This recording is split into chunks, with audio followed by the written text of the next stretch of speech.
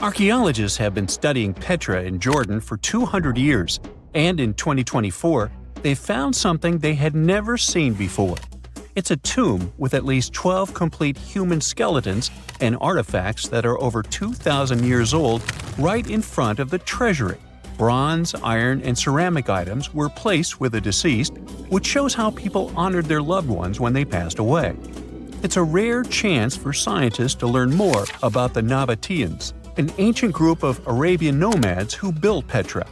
The objects found in the tomb under Petra's treasury are in amazing condition, but the skeletons became fragile because it's damp inside the tomb. They plan to study the remains and extract DNA to see if the people in the tomb were related. While some scientists are solving tomb mysteries, others have trained AI to find new ancient sites for them. They've created an algorithm that works with a special type of satellite imagery. This technique uses radio waves that can peek under things like sand, soil, and even ice to find hidden objects.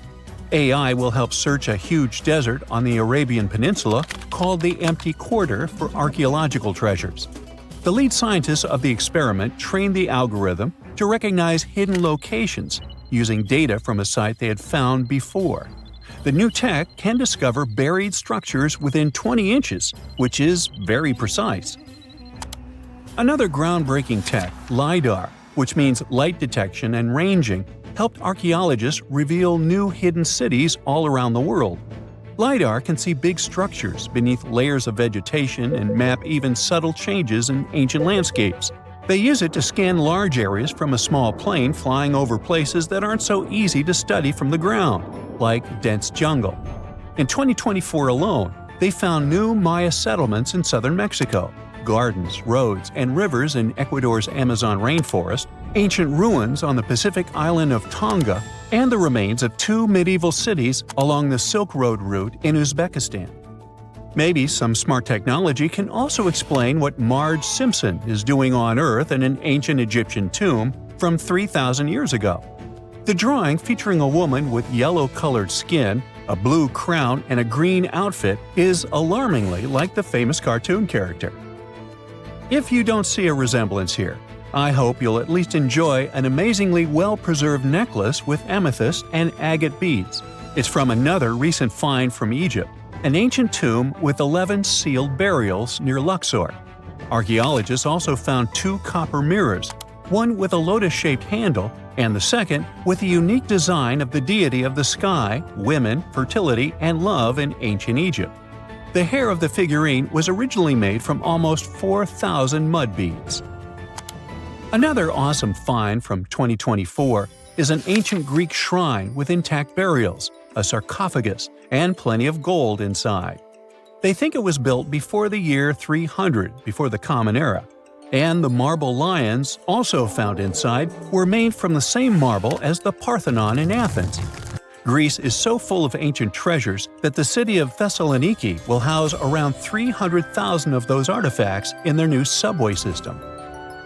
Meanwhile, archaeologists in France have found a monument unlike any other, and they can't figure out what it was used for.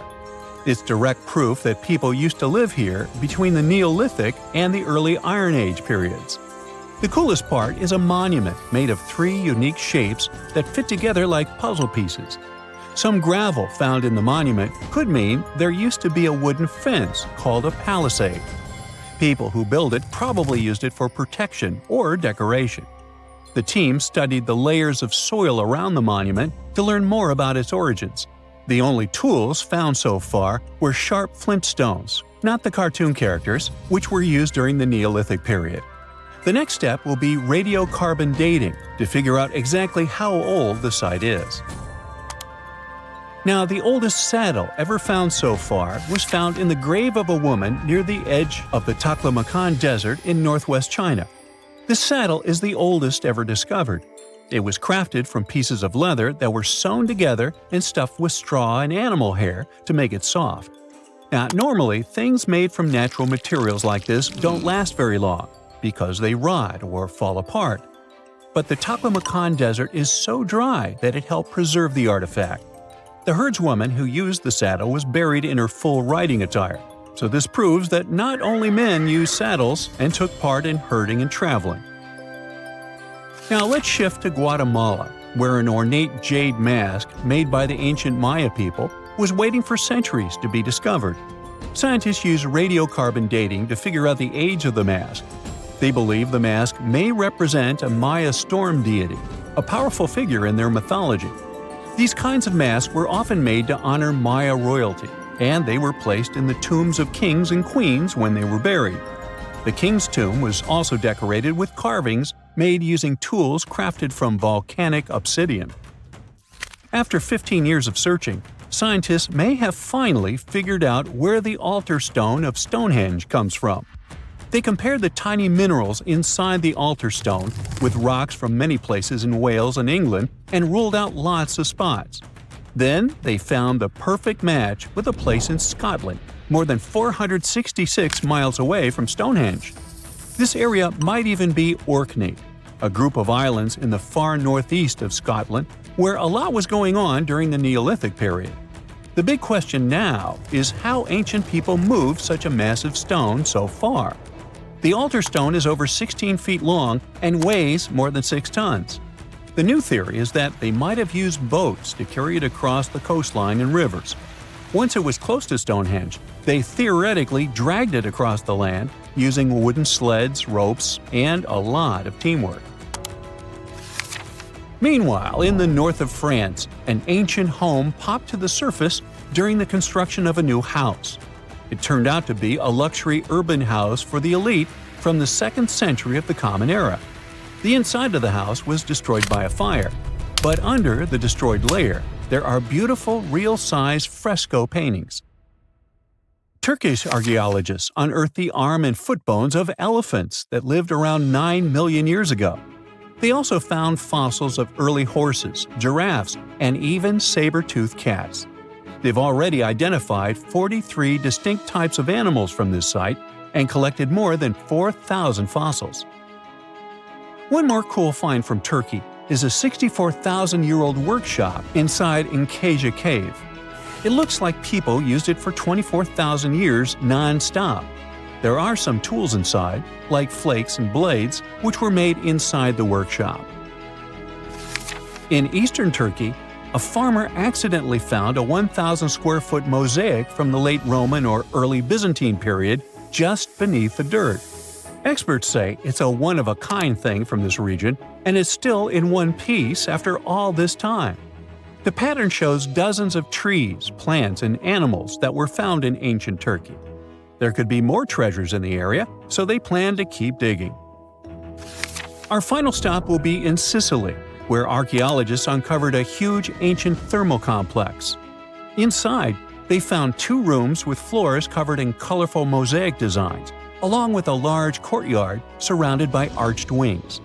As they kept digging, they discovered more parts of the ancient city. They found new roads and the remains of a huge complex, along with stretches of old stone walls that were part of the city's fortifications. These discoveries are helping scientists imagine what the city might have looked like during ancient times. No one knows for sure whether the bathhouse was built by the Greeks or the Romans, since both civilizations lived in Sicily long ago. Secant, cosine, tangent, sine, 3.14159. Yeah, that was the cheer we heard coming from the trigonometry club back in the day. For the rest of us in math class, terms such as sine, tangent, and pi were just bewildering. Who invented these and why? Was their only purpose to make it harder for students? Well, not quite. Trigonometry was invented by the ancient Egyptians. They needed this knowledge to construct pyramids, and they did a pretty good job too. The Great Pyramid in Giza still stands today, some 4,500 years after it was built. No recalls either. So let's get out of that classroom and on a journey through time to reveal the secrets behind the ancient Egyptians' precision. Here you are, standing on the Great Pyramid's construction site, some 9 miles from Cairo. Well, the city still isn't there, as you're surrounded only by the desert and teams of construction workers. They're transporting large stone blocks weighing 2.5 tons each. They're inside a wooden sled that sits on large rollers. A crew of 8 men rolls these blocks along the ground. You immediately think of the rollers on a supermarket cash register. The principle is exactly the same, but the scale is greater, much greater. Scientists estimate that the Egyptians used 2.3 million such blocks in the Great Pyramid alone. And the block in front of you is one of the lighter ones. The heaviest of them weighed up to 15 tons. But where did all these blocks come from? Most of them originated from quarries around Giza. It's not that impressive, you think, but wait until you hear how ancient engineers transported the granite used in construction over 500 miles to the pyramid. There were no railways or highways back then, but the mighty Nile was always there. Researchers even believe that the Egyptians dug a canal to connect the Nile directly to the pyramid's construction site. All they had to do then was to wait for the flood season to begin, and voila! The rising water levels floated the heavy stone blocks for them. But how did they lift the enormous stones on dry land to stack them up to the top? Did they use oversized cranes? Well, ancient Egyptians worked around this problem, literally speaking. One of the workers is now pointing to the giant ramp going around the pyramid they're building. This is how a mountain road zigzags its way to the top. If the ramp went directly to the top of the pyramid, then workers couldn't pull the stone blocks along it. It would be too steep. Scientists have calculated that 8% could be the maximum incline. So ancient Egyptians just extended the ramp around the pyramid. Again, these are all theories, as the ramp could have been inside the pyramid, as some researchers suggest. The exact building method is still a mystery, guarded by the Sphinx. That's its real name, right? Wrong. As the Great Sphinx is just the statue's alias. You know, the name writers take when they want to hide their true identity, or a singer's stage name. The Sphinx's real name, translated from Egyptian, means Horus in the horizon. That was the name for the Egyptian deity of the sky. The trail of mystery doesn't end there. As a man walks past you with a bucket of paint, he's going to add a touch of color to the Great Sphinx. Researchers found specks of this red color next to its ear. That was some strong paint, as it survived for thousands of years. You are now standing straight in front of the Sphinx. You look up. It's very tall, right? 66 feet to be precise. Now resist the urge to take a selfie. You can do it. Now you notice something else. It looks like the Sphinx is in the center of a giant triangle in the back. That's one side of the Great Pyramid. And no, your eyes are not playing tricks on you. The Sphinx really does sit in the center of the pyramid's lateral face. Here's where math comes in handy. A pyramid has 4 sides, called lateral faces. There's also a 5th face, the base, but that's not visible. It's, wait for it, face down. The Sphinx has one last mystery to reveal: its age. Scientists agree that Pharaoh Khafre built the Sphinx. He ruled after his father, who had built a great pyramid nearby. So both structures were finished around the same time. Let's talk about numbers again.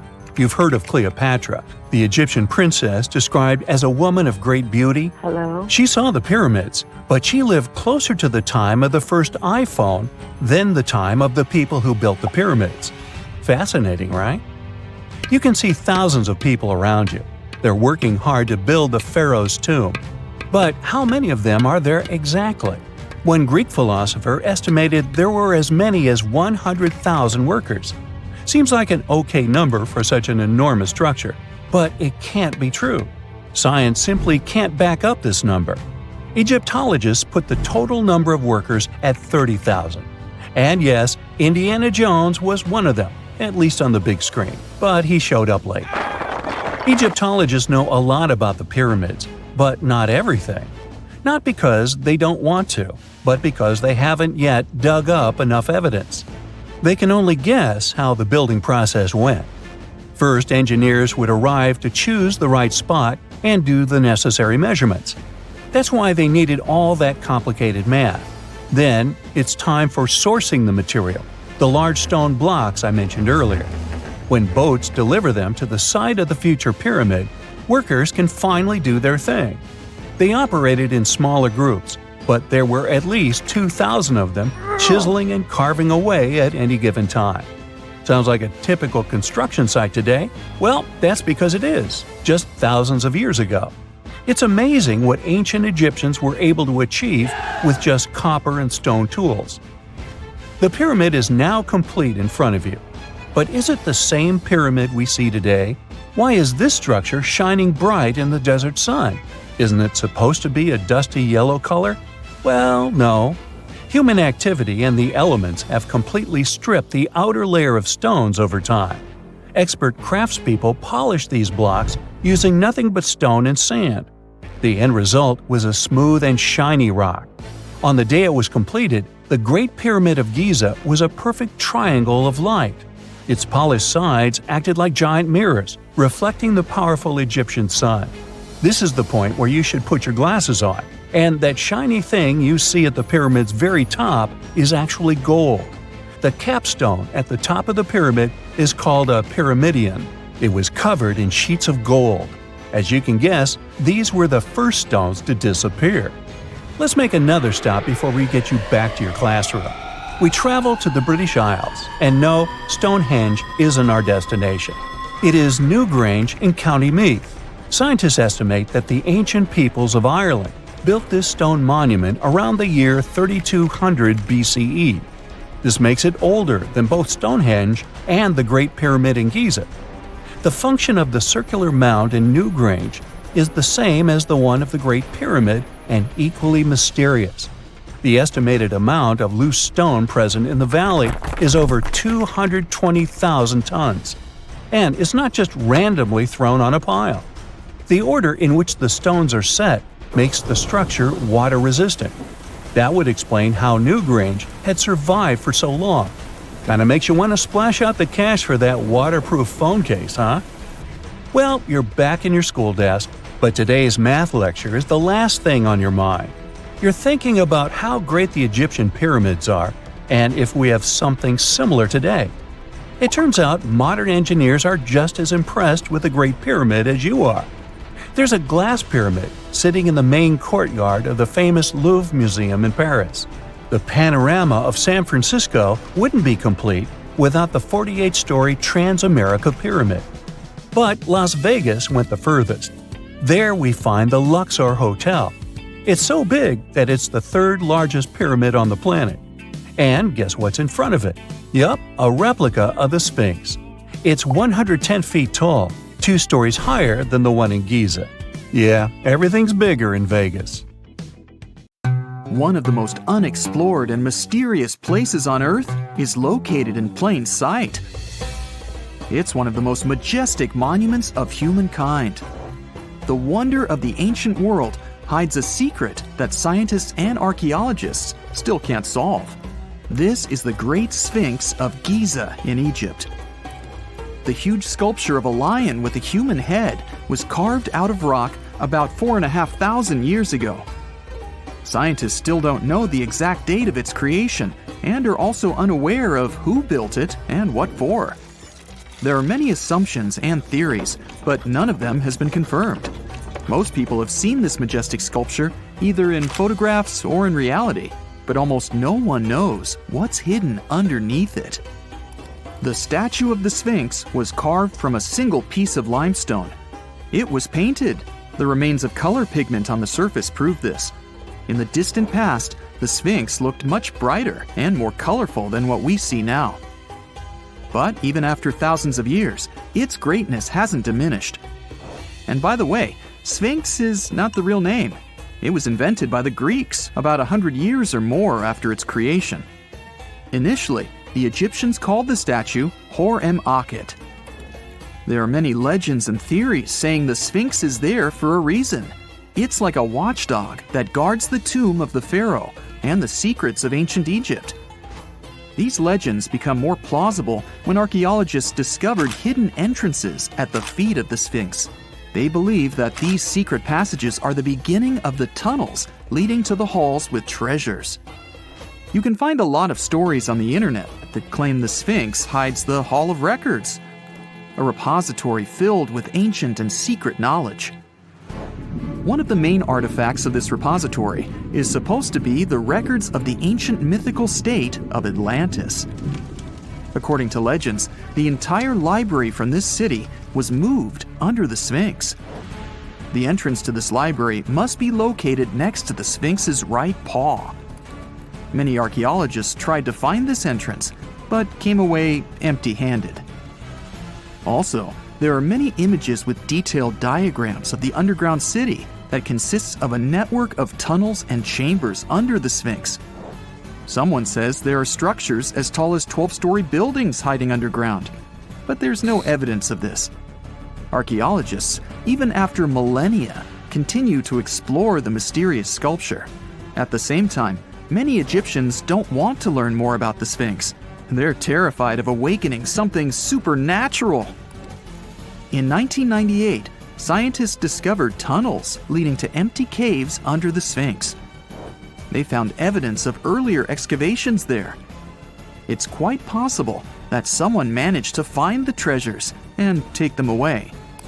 Some people believe Egyptians found some kind of artifact under the Sphinx that has the power of unknown advanced technologies. The artifact is so powerful that it can change the course of history.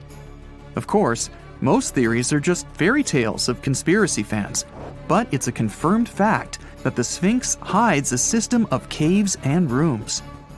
There are so many rumors surrounding the Sphinx that it's impossible to understand what's true and what's false.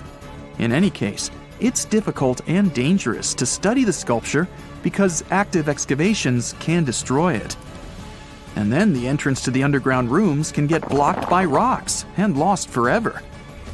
Also, further exploration requires a lot of money, and financing is not always easy to find.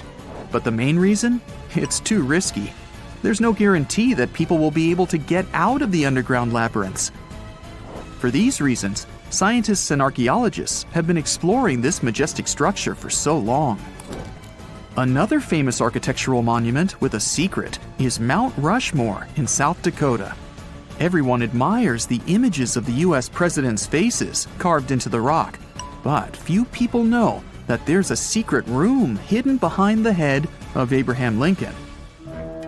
The architect of Mount Rushmore wanted to carve slabs on the rock with the record of the main stages of the country's history. But his plan was too complicated to carry out. Then he was offered to implement it on a much smaller scale, to build a secret room inside the mountain. The idea was to save this knowledge so that future generations will always remember the history of their country. Unfortunately, the architect didn't have time to finish his work. The construction stopped for several decades. But in the late 90s, the project was resumed. Porcelain enamel panels depicting the history of the U.S. were placed in the room. It's possible that these plates will be stored there forever. But people can't see them, at least for now. The room is inaccessible to tourists as it's too difficult to get inside. Another secret room is located in the Empire State Building. More precisely, it's not even a room, but a place where you can take cool photos. Almost all tourists gather on the observation deck of the 86th floor to enjoy a stunning view of Manhattan. But there's another deck with panoramic windows on the 102nd floor. There are way fewer people there because almost no one knows about that place. Fortunately, access to this deck is open to everyone. You probably won't have to wait in line for a long time to take a photo. You'll feel special because you're in such a secret place where there are almost no people. But the coolest place is even higher, on the 103rd floor. This is a spacious observation deck where celebrities get their photographs taken. It's not a public place, but if you know the right people, you can get there. There are almost no security measures on the site. Only a low ledge between you and an abyss. That's why crowds of people are forbidden from coming here. It's not so easy to get there, and you're unlikely to succeed without a guide. First, you need to choose the right elevator that will take you there. Then you'll go through several engineering rooms filled with pipes, electrical panels, and other technical stuff. The final part of your way is a set of stairs inside a tiny corridor. And here you are, at the top of New York. Now we're in Paris. See the Eiffel Tower? Inside it, there are restaurants and observation decks. But if you try hard, you can find a secret apartment. Now it's a museum, but it was built so that people could live in it.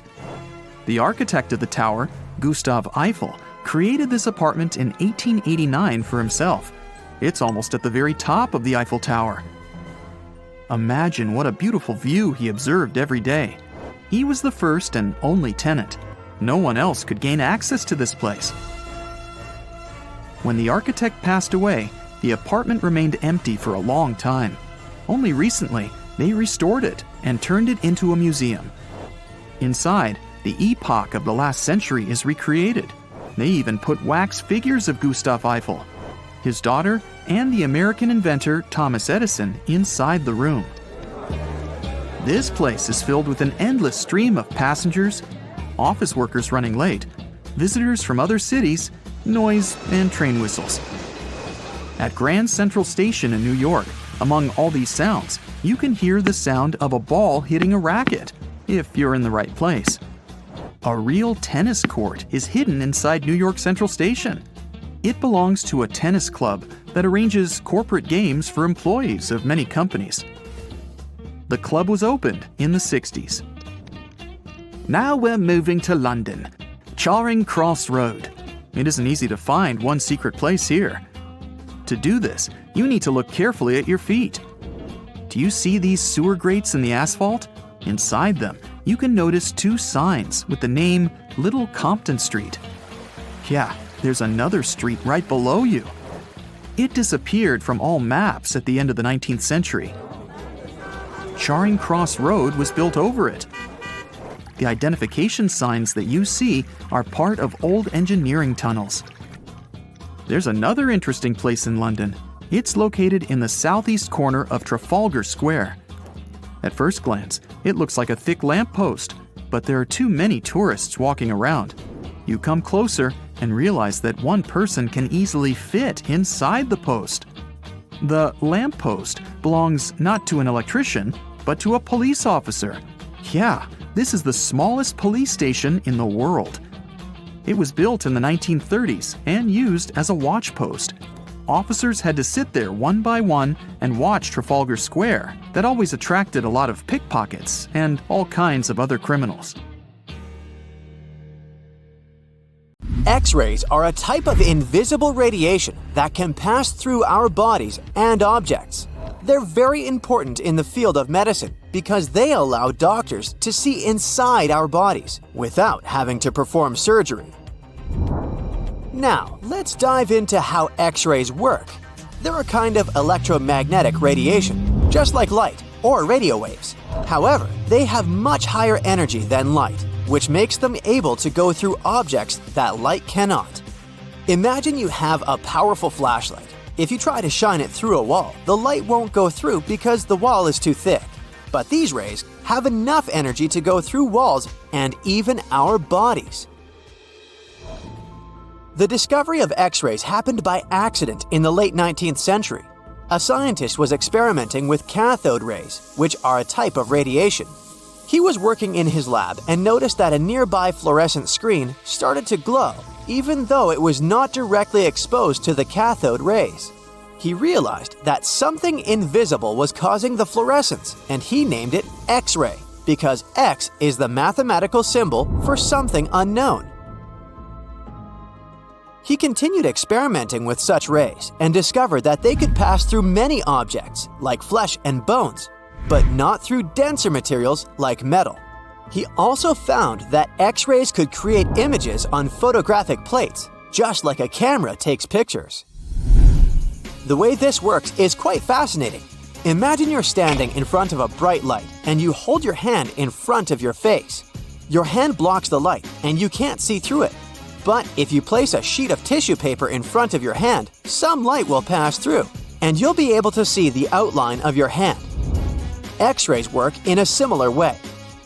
When a doctor wants to take an X-ray of a part of your body, they will ask you to stand or lie down next to a machine. This device has a special plate that can capture the image.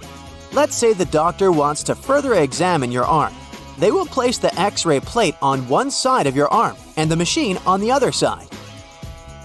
Then, the machine will produce a controlled burst of X-rays that pass through your arm. Remember how we talked about the tissue paper allowing some light to pass through? Well, in this case, some of those X-rays will go through your arm, while others will be absorbed or blocked by the denser parts of your body, like bones. The plate captures the X-rays that pass through your arm, and it creates an image.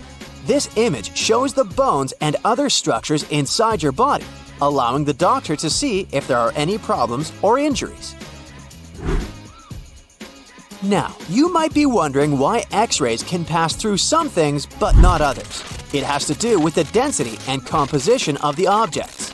Denser materials like bones absorb more X-rays, so they appear white in the image. So when you look at the result, you'll see your bones as white shapes. Other tissues like muscles and organs are less dense and allow some of those rays to pass through, so they appear as gray shadows. What if I told you there's a whole new way you can peek inside objects, but without using X-rays? I'm not talking about magic powers. Take a comfortable seat while I explain what myography is. This fascinating scientific technique allows us to see inside objects and even beneath the Earth's surface using a special type of particle called a muon. These elementary particles are very similar to electrons, but they're much heavier. They are created high up in the Earth's atmosphere when cosmic rays, which are particles coming from space, collide with the air molecules. Now, muons are special because they can pierce through different materials. They can pass through rock, soil, and even buildings. Scientists realized this potential back in the 1950s when they were studying cosmic rays and noticed that some of the particles could pass through thick materials. The first muography experiments took place in the 60s. Specialists discovered that muons can be detected using special devices called muon detectors. These detectors are usually placed underground or in specially designed laboratories to shield them from other particles and background radiation. Now let's dive into how muography actually works. Imagine you have a large object, like a pyramid, a mountain, or even an ancient statue, and you want to see what's inside without damaging it.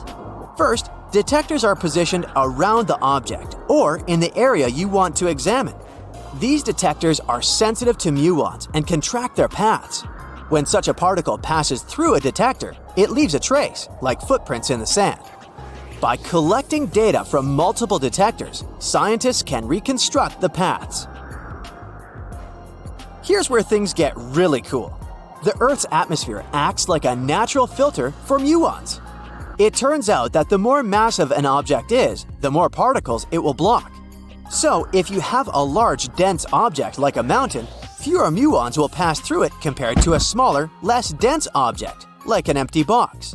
This difference in the number of particles that reach the detectors can give us clues about what's inside the objects. Scientists use computer algorithms and mathematical techniques to analyze the data and create images. These images represent the density distribution of the object being studied. It's like creating a map that shows where the densest areas are and where there's gaps inside the object. The concept of muography is similar to using shadows to understand the shape and size of an object. Imagine you're standing in front of a bright light and you place your hand between the light source and a wall. You'll see a shadow of your hand on the wall. Based on the shape and size of the shadow, you can get an idea of what your hand looks like, even though you can't see it directly. This technique has been used to study various objects and structures. For example, scientists have used it to explore the inside of volcanoes and pyramids, and even to investigate the structure of mountains and the Earth's crust. With the help of this amazing technique, scientists have now uncovered new information about the Great Pyramid of Giza. They discovered something that had eluded tomb raiders for centuries. They found a hidden chamber. And guess what they named it? the Big Void. Yeah, I know, not the most creative name. They even used 3 different muon detection techniques just to be super sure that it was indeed a big, mysterious void inside the grandest pyramid of them all. Once news got out about this mind-boggling discovery, Egyptian authorities couldn't resist the temptation to explore further. So, they brought in an endoscope camera to confirm the existence of this epic void. So, they inserted a camera through one of the openings underneath the entrance, and voila! It revealed a corridor. More so, the corridor had a chevron ceiling. I can't help but imagine the ancient Egyptians using it as a cool dance floor. Another team of scientists decided to take another shot at scanning this newfound void. According to them, the Great Pyramid of Giza is a pioneer in the pyramid game. It used a technique called chevron to cover internal structures and keep them from collapsing. Now, why did the ancient Egyptians build this corridor and the grand void it leads to? One theory suggests that the corridor was built to relieve pressure inside the pyramid. Another theory says that the void could be a result of the pyramid's construction process. It could have been an internal ramp used to move roof blocks into position, and then it was left there or filled loosely with rubble. According to other enthusiastic explorers, there might be another burial chamber waiting to be discovered. They believe that the pyramids were built with a dash of randomness in the construction process. As the builders worked their magic, they realized that some chambers wouldn't be able to handle the weight of a majestic sarcophagus. So they made adjustments on the fly, creating new plans as they went along. Well, there you are. The sun is scorching, you're thirsty. All you can think about is water and ancient bones under your feet. You're wandering through the Sahara, the largest hot desert on Earth. Right now, you're crossing a stretch of sand called Whale Valley. And all over these 75 square miles of land, fossils cover the ground so thickly that you can't help but step on them. Paleontologist Hesham Salam says it's an unusual picture in this place. The bones are poking right out of the cliffs, as if they're calling to you to come check them out. You can spot ribs scattered all over the place. Look at these vertebrae. They're giant. Ooh, the creature they once belonged to must have been up to 65 feet long. The fossils show that the animal had a streamlined body like today's whale, but still had features like hind legs and feet. For scientists, it means a very exciting thing. They might have discovered a fully intact skeleton of a prehistoric whale. It was an animal that lived in this area when Egypt was underwater. You see, today, the Valley of the Whales is the world's largest ancient whale graveyard. You're likely wondering what marine animals are doing in a desert more than 100 miles away from the nearest coast. Well, millions of years ago, this desert was at the bottom of a massive ocean called the Tethys, which stretched from Europe to India. When sea levels dropped, the ocean left behind a seabed covered with fossils. And today, the fossils of some of the earliest known whales rest here, which gives researchers a peek into how today's massive ocean whales may have evolved. The fossils here are super detailed, even with some stomach contents still intact. Uh-oh. Scientists have also found fossils of ancient sharks, crocodiles, and turtles, helping to recreate what this marine world looked like millions of years ago. Now, the first whale bones were discovered in 1902, but it wasn't until the 1980s that people really started to explore the area, only when access to this area became better. Sadly, some fossils had been taken away by collectors before the site turned into a protected area. Most of the fossils are just under the surface, slowly revealed by erosion. Whale Valley gives us an amazing glimpse into millions of years of ancient coastal marine life. But let's move further. Ancient whale fossils aren't the only discovery you're going to make today. For over 150 years, scientists have been puzzled by a strange creature that lived millions of years ago. But now, thanks to some amazing fossils found in Morocco, they've finally figured it out. Look at them. These creatures are called blah blah blah. Nah, I'm kidding. Stylophorans. They look like flattened armor with a long arm sticking out. Researchers discovered these creatures in 2014 and were shocked. The fossils dated back around 478 million years. They found around 450 specimens, and to their surprise, some even had soft tissues preserved, which is super rare. Before this, they only knew stylophorans from their hard parts. Originally, scientists thought these creatures were good old echinoderms, animals like sea urchins and starfish. But new discoveries prove that they had a core body and feeding arm, similar to modern starfish, complete with a water vascular system to help them move and eat. This finding ends a long debate about where stylophorans fit in the animal family tree. Now we know they're related to echinoderms, but are more advanced because they don't have the typical 5-ray symmetry. Ooh, come here and look at this giant fossil. It was found in the Sahara and gave scientists new insights into the Spinosaurus, the largest carnivorous dinosaur we know about. These 95-million-year-old remains also confirm that it was the first known swimming dinosaur. The Spinosaurus had flat, paddle-like feet and nostrils on the top of its crocodile-like head, perfect for staying underwater. It was a pretty weird dinosaur with a long neck, trunk, tail, and a 7-foot sail on its back, so it must have spent a lot of time in the water. At over 50 feet long, Spinosaurus might have been even larger than T-Rex. The first Spinosaurus remains were discovered about 100 years ago in Egypt, but only this new fossil, found in Morocco, helped scientists reconstruct this dinosaur for the first time. Researchers paid attention to the creature's shorter hind limbs and wide claws. These features point to adaptations for life in the water. Its snout and dense bones also suggest it was a swimmer, while its spiked tail likely attracted mates. Hey, good looking, come here often?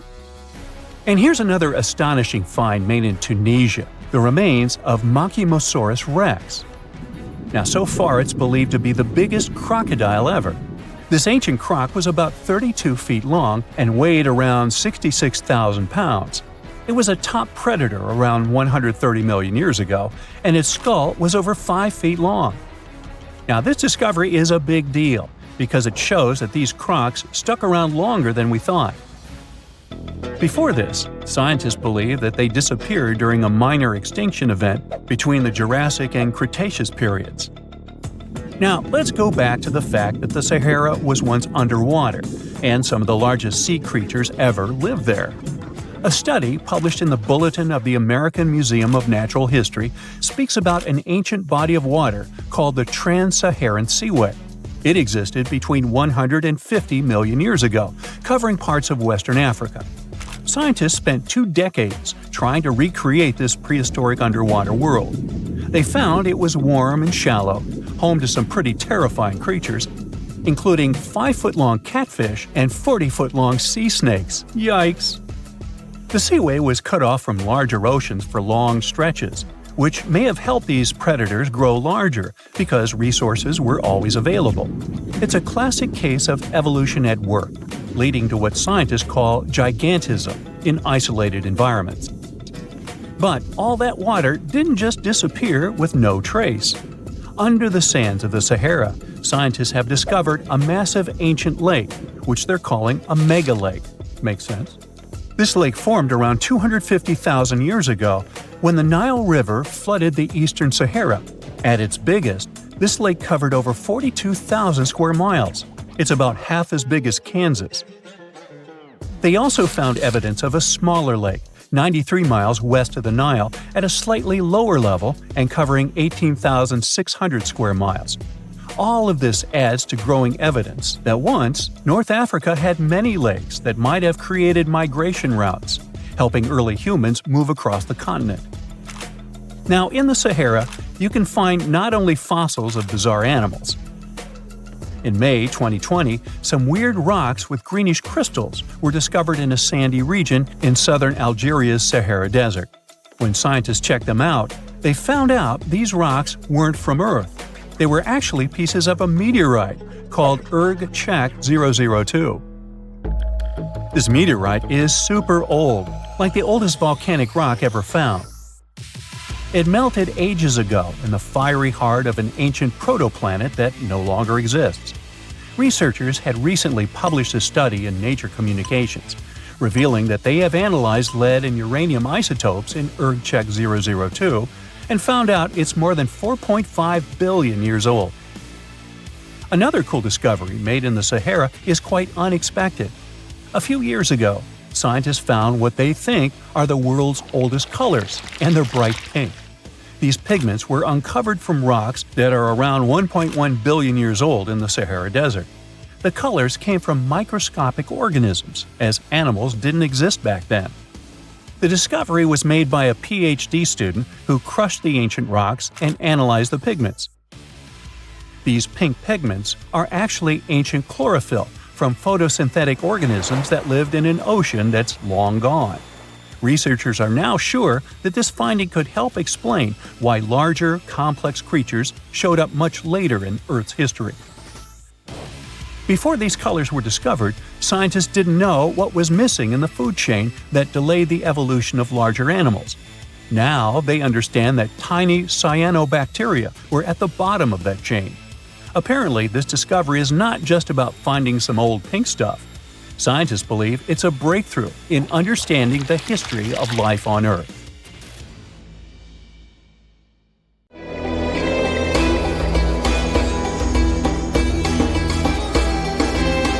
The Great Pyramid was created as the final resting place of ancient Egyptian monarch Khufu. According to legend, French leader Napoleon entered the Great Pyramid and came back out looking shaken and super pale. He never revealed what he saw inside, but whatever it was is said to have affected him for the rest of his life. When Napoleon entered the pyramid, he would have walked through a super tight and ascending passageway. He'd then go through another passageway, known as the Great Chamber. This corridor would have been much taller than the previous one, and would have cobbles too. He'd then reach the King's Chamber, the centerpiece of the Great Pyramid, which was lined with huge blocks of granite. But it wouldn't have looked as grand as we might imagine. There are no hieroglyphics decorating its walls, as Egyptians only began decorating the burial chambers of pyramids much later on. The pharaoh's tombs deep inside the pyramid would have also been filled with treasures, from chunks of gold to the world's most expensive jewelry. But this would have all been looted a long time ago. The only thing that probably would have been left in there would have been a huge sarcophagus, which would have once contained the king's mummy. He'd also have to walk past the queen's chamber. This room most likely didn't hold any queens though, as pyramids were usually only built for one person. There are mysterious tunnels leading from here. To this day, no one is really sure what they're there for.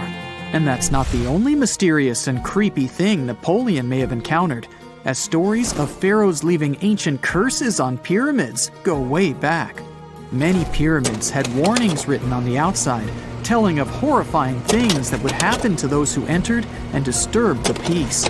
We might not know what exactly Napoleon found in the Great Pyramid that scared him so much, but we know for sure what was found in Tutankhamun's tomb.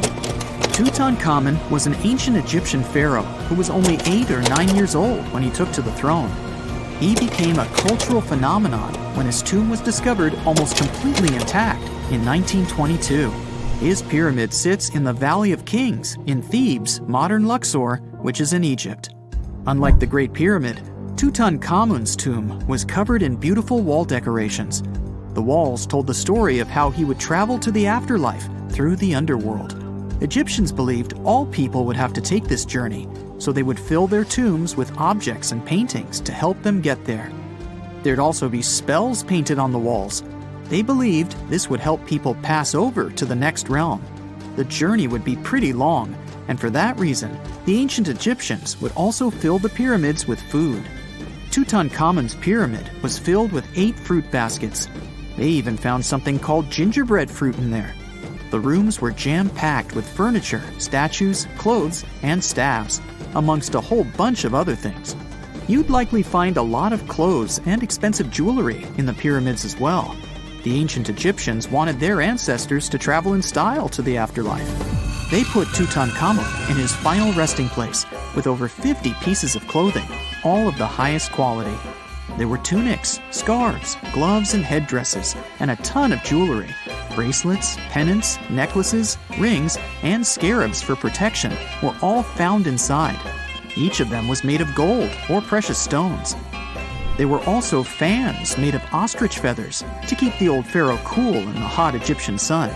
But the temperature inside the pyramids never actually went above 68 degrees Fahrenheit. The ancient Egyptians developed a super cool air conditioning system that we don't fully understand even today. Tutankhamun's pyramid also contained 130 walking sticks made from ebony, ivory, silver, and gold to help him on his journey.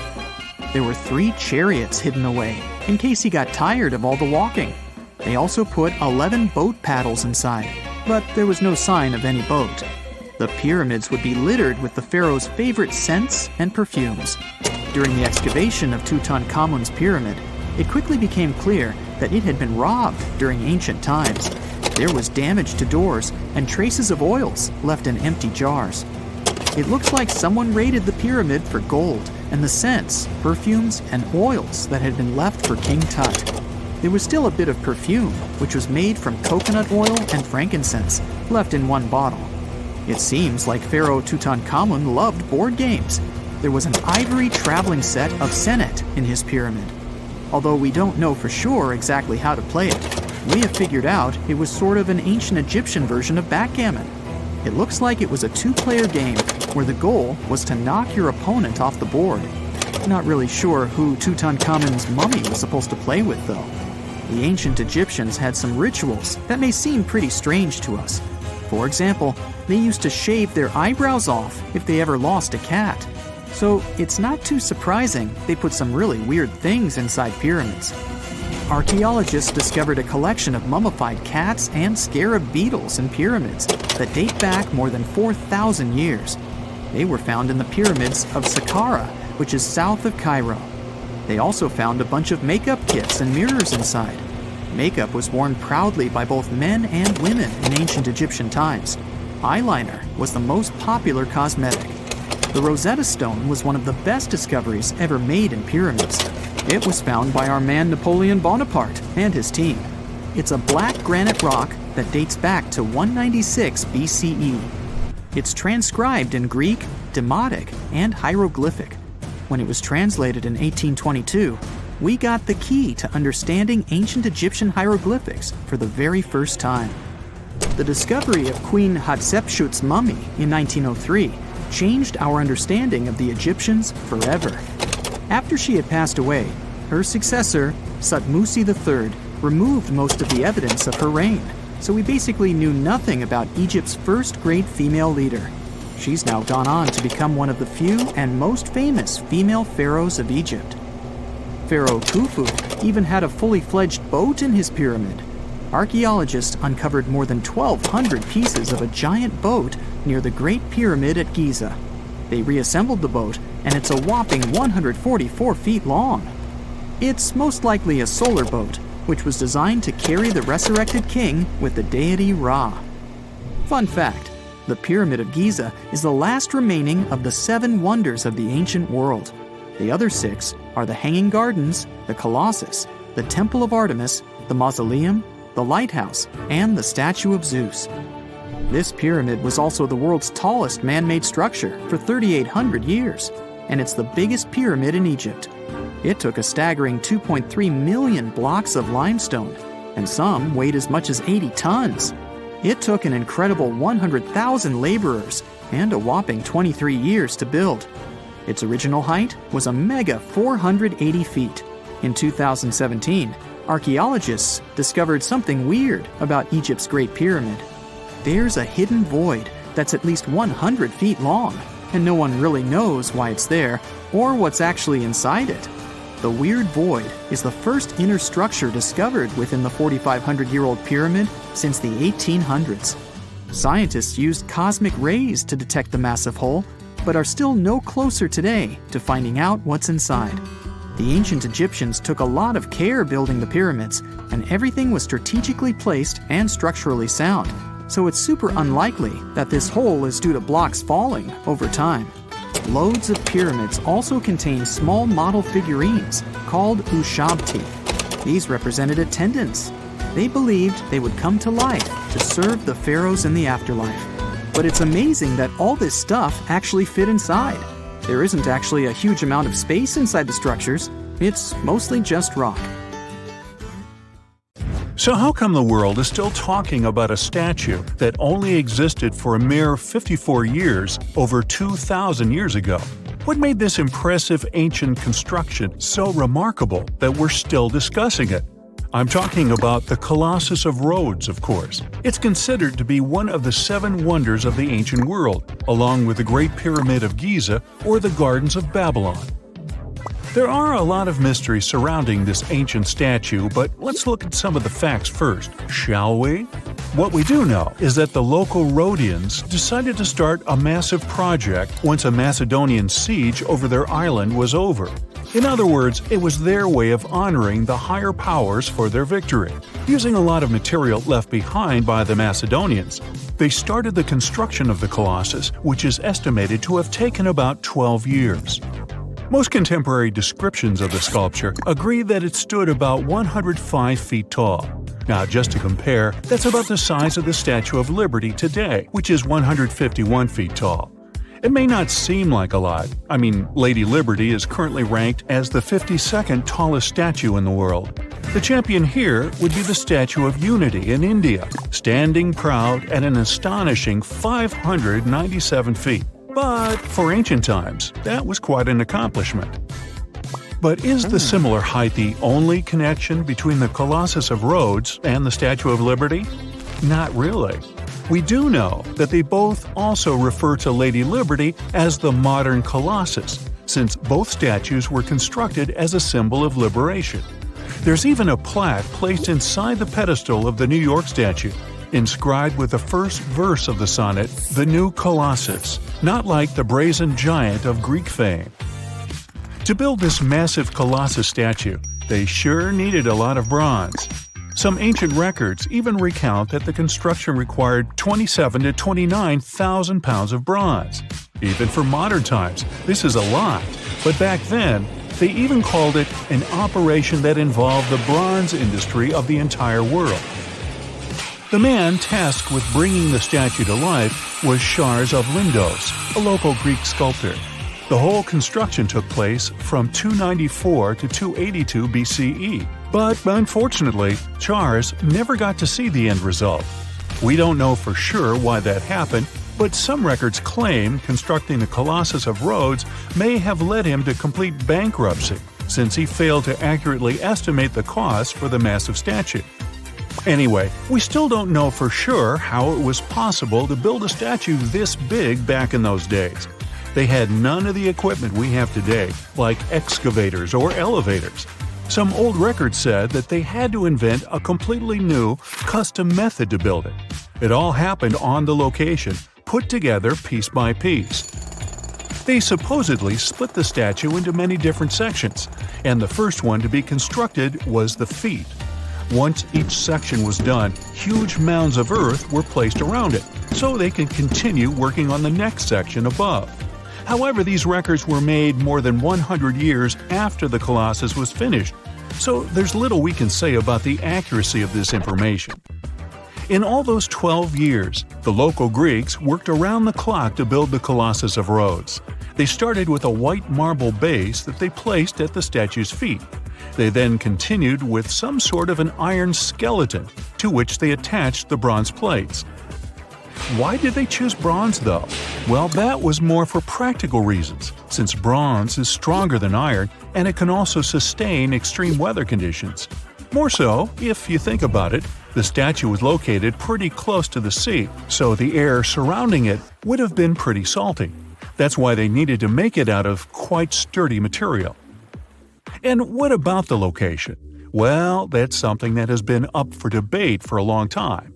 Researchers initially believed that the statue stood with each leg on either side of the Mandrake Harbor, one of many in the city of Rhodes, basically straddling its entrance. As imposing as that may sound, it was likely not the case. First of all, that would have meant the harbor would have to have been closed for the whole duration of the construction, which doesn't seem to match all the other records. More so, after the statue had fallen, it would have probably blocked the entirety of the harbor, which again doesn't seem to be mentioned anywhere. Most recent depictions say that it most likely stood either on the eastern side of the Mandrake Harbor or maybe even further inland. So, what happened to this impressive structure? Is there really nothing left of it to this day? And why did it survive for only 54 years, since it took so long to build and it was so important for locals? Well, as admired and valued as it was to the Greeks, an earthquake took the Colossus of Rhodes away from them. The story goes that because of the movement of the earth beneath it, the statue snapped at its knees and was completely laid on the ground. Nonetheless, the statue still continued to be admired for centuries. The Rhodians refused to rebuild it as they considered it a sign and did not dare intervene with destiny. By the middle of the 7th century, they had taken away what was left of the statue completely. Legend says it took about 900 camels to carry all the bronze away from the location. And what about the looks of the statue? This is also one aspect that is still shrouded in mystery. Even though it was a symbol of the locals' pride in maintaining their independence, they did not use the depiction of the statue for any of the coins they made, even though that was kind of customary. Other art historians do think, however, that the Colossus was similar to other depictions of the same mythological creature, a male figure that had rays of light rising from its head.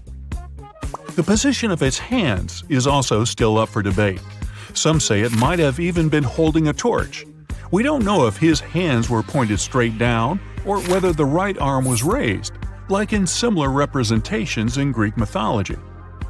The original might not be here for us to admire anymore, but there are some plans out there to rebuild it. A group of European architects intends to build a 21st century version of the ancient statue. This new construction is planned to stretch 500 feet tall. It should serve as a cultural center combined with a lighthouse. To make sure it won't have the same destiny as its ancient ancestor, these designers intend to use a lot of technology available today.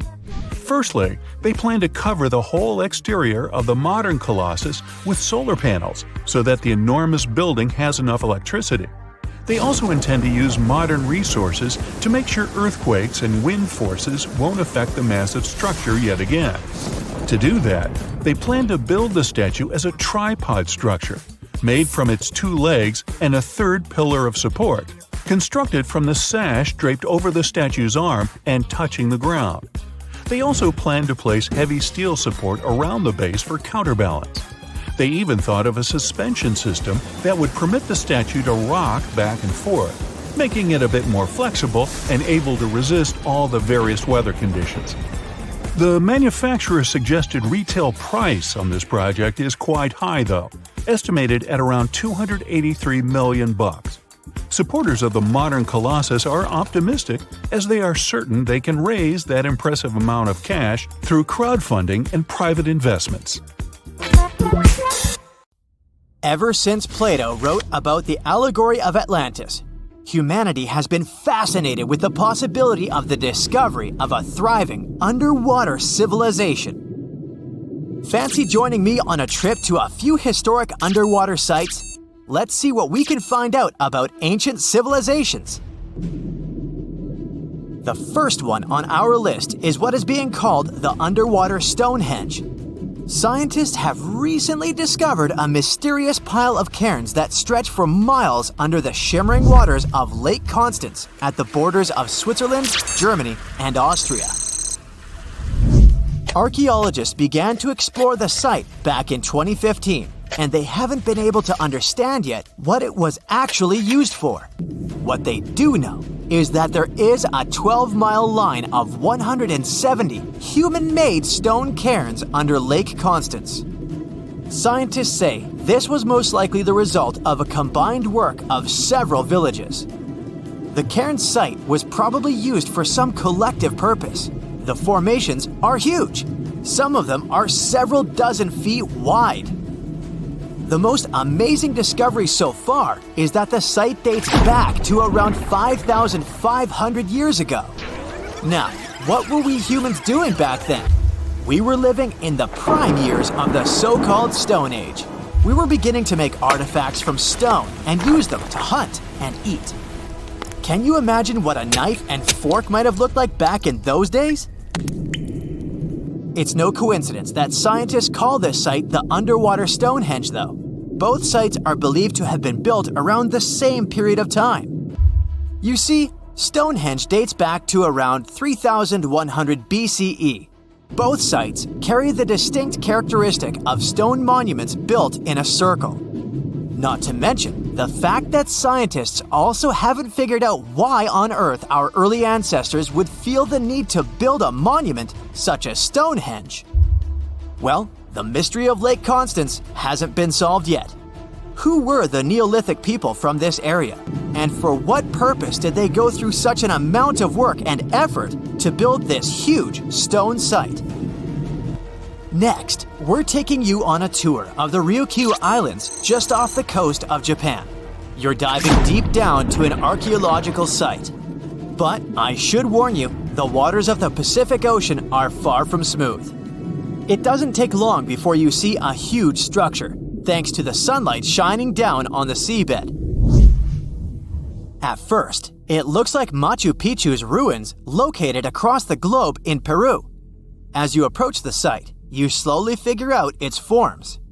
A pyramid-shaped structure, arches, staircases. It's something that could have easily been a palace or a castle.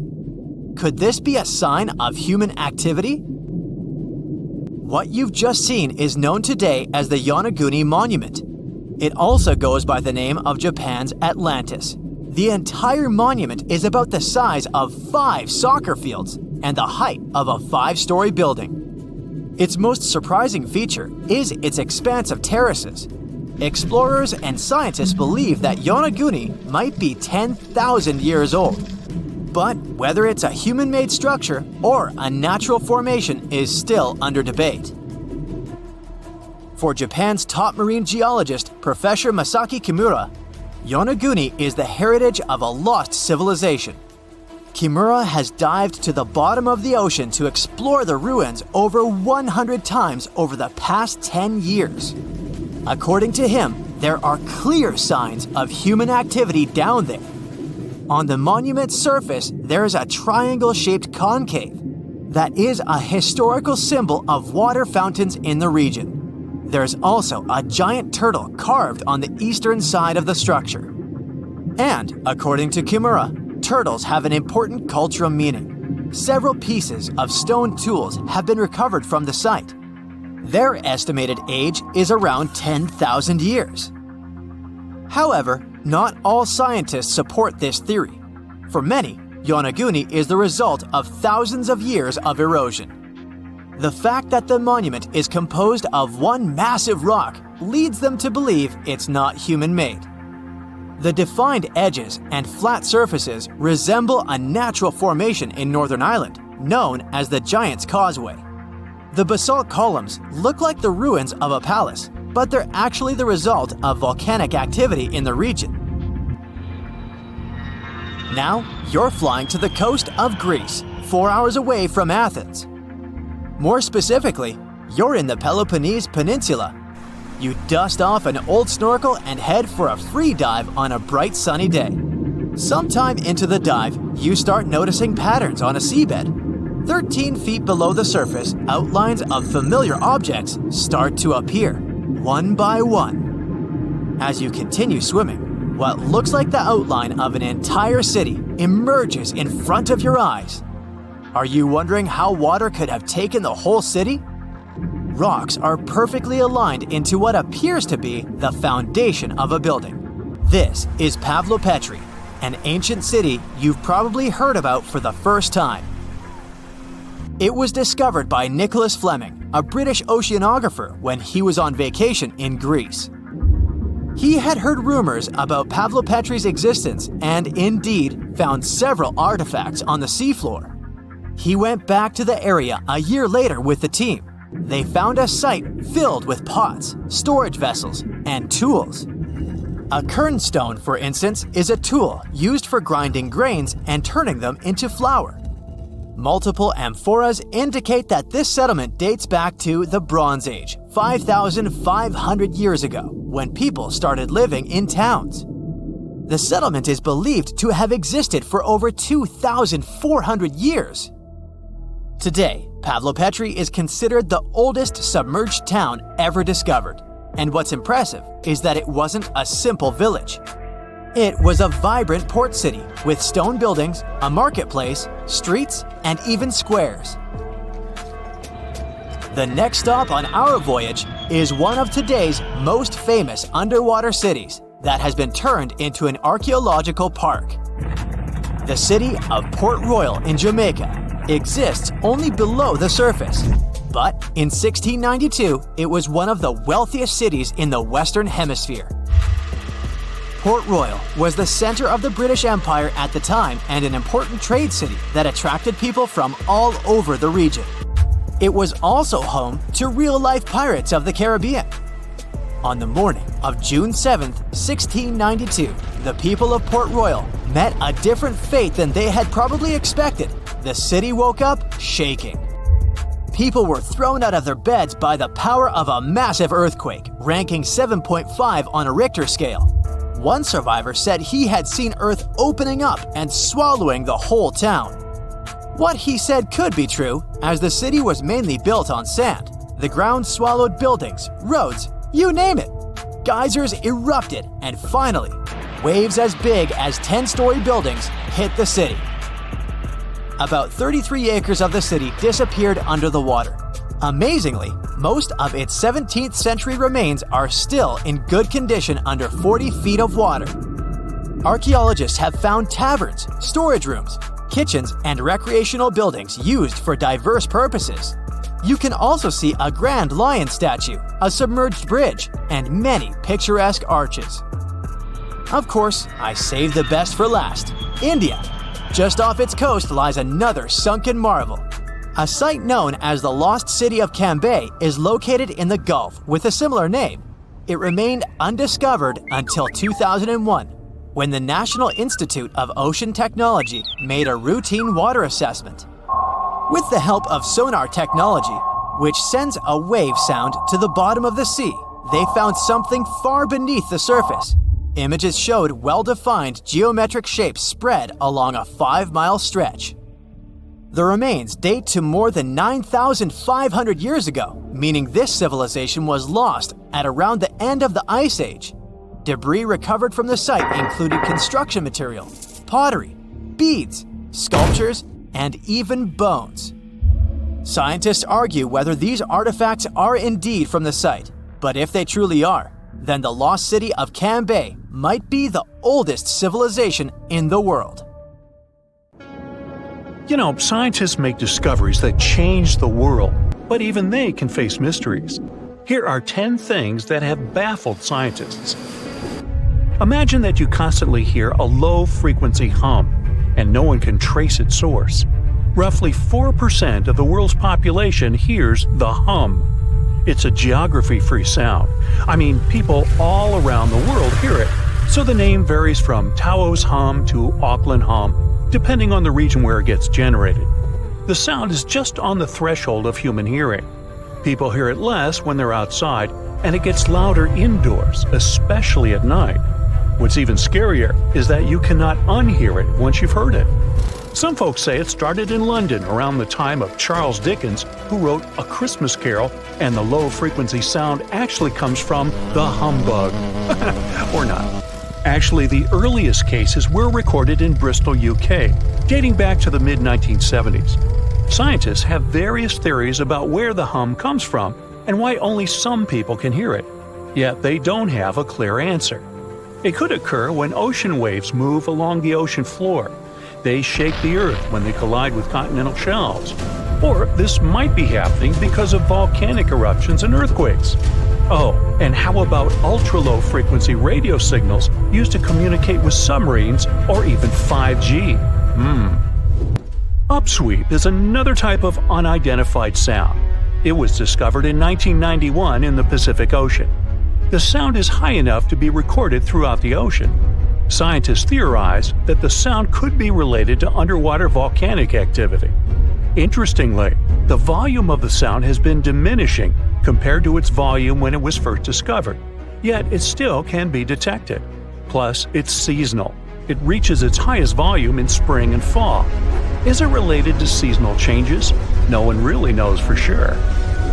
The next mysterious thing is a cone-shaped monument found in the Sea of Galilee in Israel. This monument was discovered accidentally by sonar scanning in 2003, but the findings were published only in 2013. The monument weighs 60,000 tons. It was once submerged by rising waters. Archaeologists say the monument is enigmatic because they can't figure out where it's from. They don't know what it's connected to or its function. So this big and unusual thing remains a mystery. Now let's move to Göbekli Tepe, Turkey. This place offers you one of the most archaeologically significant sites in the world. Why is it important? Well, it has massive carved stones about 11,000 years old. To put it in perspective, they're 6,000 years older than Stonehenge. Ancient people placed these stones before they began farming or crafting metal tools or pottery. So the existence of this place goes against the chronology of civilization we're familiar with, where people farmed first and built second. Apparently, it wasn't like that. In any case, a good question is, what was the purpose of this site? Was it built to worship some spirits? Yep, archaeologists believe it might be the world's oldest temple. Okay, say this with me. Paleodiction notusum. Yeah, I know it sounds like a chemical formula. This is a living fossil found deep down on the ocean floor. A creature makes these hexagonal burrows, that for sure. Yet scientists can't identify the artists. Now, what do I mean by living fossil? Well, Paleodiction notusum is a creature believed to produce a burrow nearly identical to Paleodiction fossils. Is it a worm-like animal that made them? Scientists don't know. One thing is clear, this isn't some random stuff created by geological forces. Now, speaking of fossils, take a look at this giant one. Its informal name is Godzillius. It was discovered in 2011 by an amateur paleontologist. This is a scientist who studies the history of life on Earth by analyzing fossil records. Anyway, back to Godzillius. It's almost 7 feet in length and 9 feet tall if you were to measure it upright. This fossil is 450 million years old, coming from the time when Cincinnati was underwater. It might be a fossilized algae mat, but some scientists have different opinions. This is a massive tunnel found in South America. The tunnel is at least 8,000 to 10,000 years old. At first, researchers discovered a couple of colossal burrows. They were enormous and neatly constructed. Geologists were amazed, saying they had never seen such structures before. There's no known geologic process to explain their formation. I mean, researchers have known about the burrows since the 1930s, but back then they believed that these tunnels were just some sort of archaeological construction, until they discovered huge claw marks on the walls and ceiling. They reasoned that some extinct species could be the ones to have left these marks. Many geologists strongly believe they found the burrows of giant ground sloths and armadillos. The structure is the largest known burrow from the Paleolithic age in the Amazon. Yet experts have many questions. How come such a deliberate-looking structure could form naturally? A researcher then discovered another strange cave. This one was hundreds of miles away from the massive tunnel. Fast forward, there are now more than 1,500 burrows from the Paleolithic age found in Brazil. What's even more interesting is that some of these caves are connected to tunnels that sometimes lead to chambers. I'll continue with a natural phenomenon. What if I told you that every year, especially in October, fireballs appear on the Mekong River in Thailand? According to legends, Naga fireballs are a call for Buddha to return to Earth, and river serpents are the ones making these calls. Well, that's a myth, but what does science say about it? Is it related to a flammable gas? There are no clear answers yet. These fireballs appear to rise from the water. They can go as high as almost 990 feet. They're like fireworks, disappearing rapidly. They typically glow with a reddish or orange color. I'll mention some legends too, because why not? They're thrilling. And it would be a shame not to include the one about the lost city of Atlantis. As you may know, the legend says that Atlantis submerged into the ocean around 11,000 years ago. Since then, Not just scientists, but also treasure hunters and philosophers have been searching for the lost world. Could Bimini Road be a trace? In 1968, a diver found strange stones off the coast of North Bimini Island in the Bahamas. The stones look human-made. It's like they were evenly spaced out and laid in an orderly row. It baffled scientists, but not for long. Carbon dating analysis of the blocks revealed that geological forces created the road naturally. There weren't any tool marks or signs indicating that the blocks had been stacked or something. The research is continuing, but yeah, scientists generally believe that the rocks were created by erosion. Well, I guess the time of Atlantis hasn't come yet. Okay, picture this. You're wandering on the beach, and you see dozens of octopuses walking past. In 2017, a group of people from Wales witnessed exactly this. Why did these creatures come out of the ocean? No one knows the answer. The group reported that they had seen 20 to 30 octopi crawling on the sand. The people looked for some signs of injury, but found nothing. They said that they had carried the animals back to the ocean. Interestingly, these creatures kept crawling onto the shore when people were asleep. Experts say that it's hard to be sure of the reason that pushed the animals to the beach without conducting a physical examination. They're still speculating about the reason behind this unusual and rare occurrence. Could it be overcrowding? Furthermore, the octopi were well armed. A separate study points out that the more fishers hunt large animals that feed on octopuses, the more the octopus population grows. Maybe that's why these creatures have to go farther to find food or shelter. But without proper research, these are only theories. There's a lot we don't know about space, too. So here's a bonus fact about the yellowish source of life in the solar system. Scientists have discovered a new type of wave inside the sun. These waves move in the opposite direction to the sun's rotation. Plus, they move super fast, so fast that it's beyond our understanding. Researchers have different theories about the function of the waves. If they figure out their role, this could give them additional insight into the processes happening inside the sun. And yes, the octopi were well armed. The South Pole is more than penguins and endless snow. There's a hidden ghost world within it. Look, it's right here on the globe. Don't confuse Antarctica with the Arctic, which is at the top of our maps. Much smaller in size, and, let's face it, way less mysterious. The ice sheet covering Antarctica is about 1 to 3 miles thick, which is up to 16 Eiffel Towers stacked on each other. This massive blanket hides the true features and contours of Antarctica's land. We still don't know much about this mysterious continent, and it is ice and snow that are to blame. We still don't even know the true shape and size of this continent. Mapping Antarctica without some huge shovels is an incredibly hard task. But satellites learned to penetrate the ice with their cameras. And now we know there's actually an enormous, dramatic ancient landscape beneath the snow. The ghost of the past. About 90 million years ago, Antarctica was a much warmer place. It was actually a lush rainforest with tons of plants and probably teeming with life.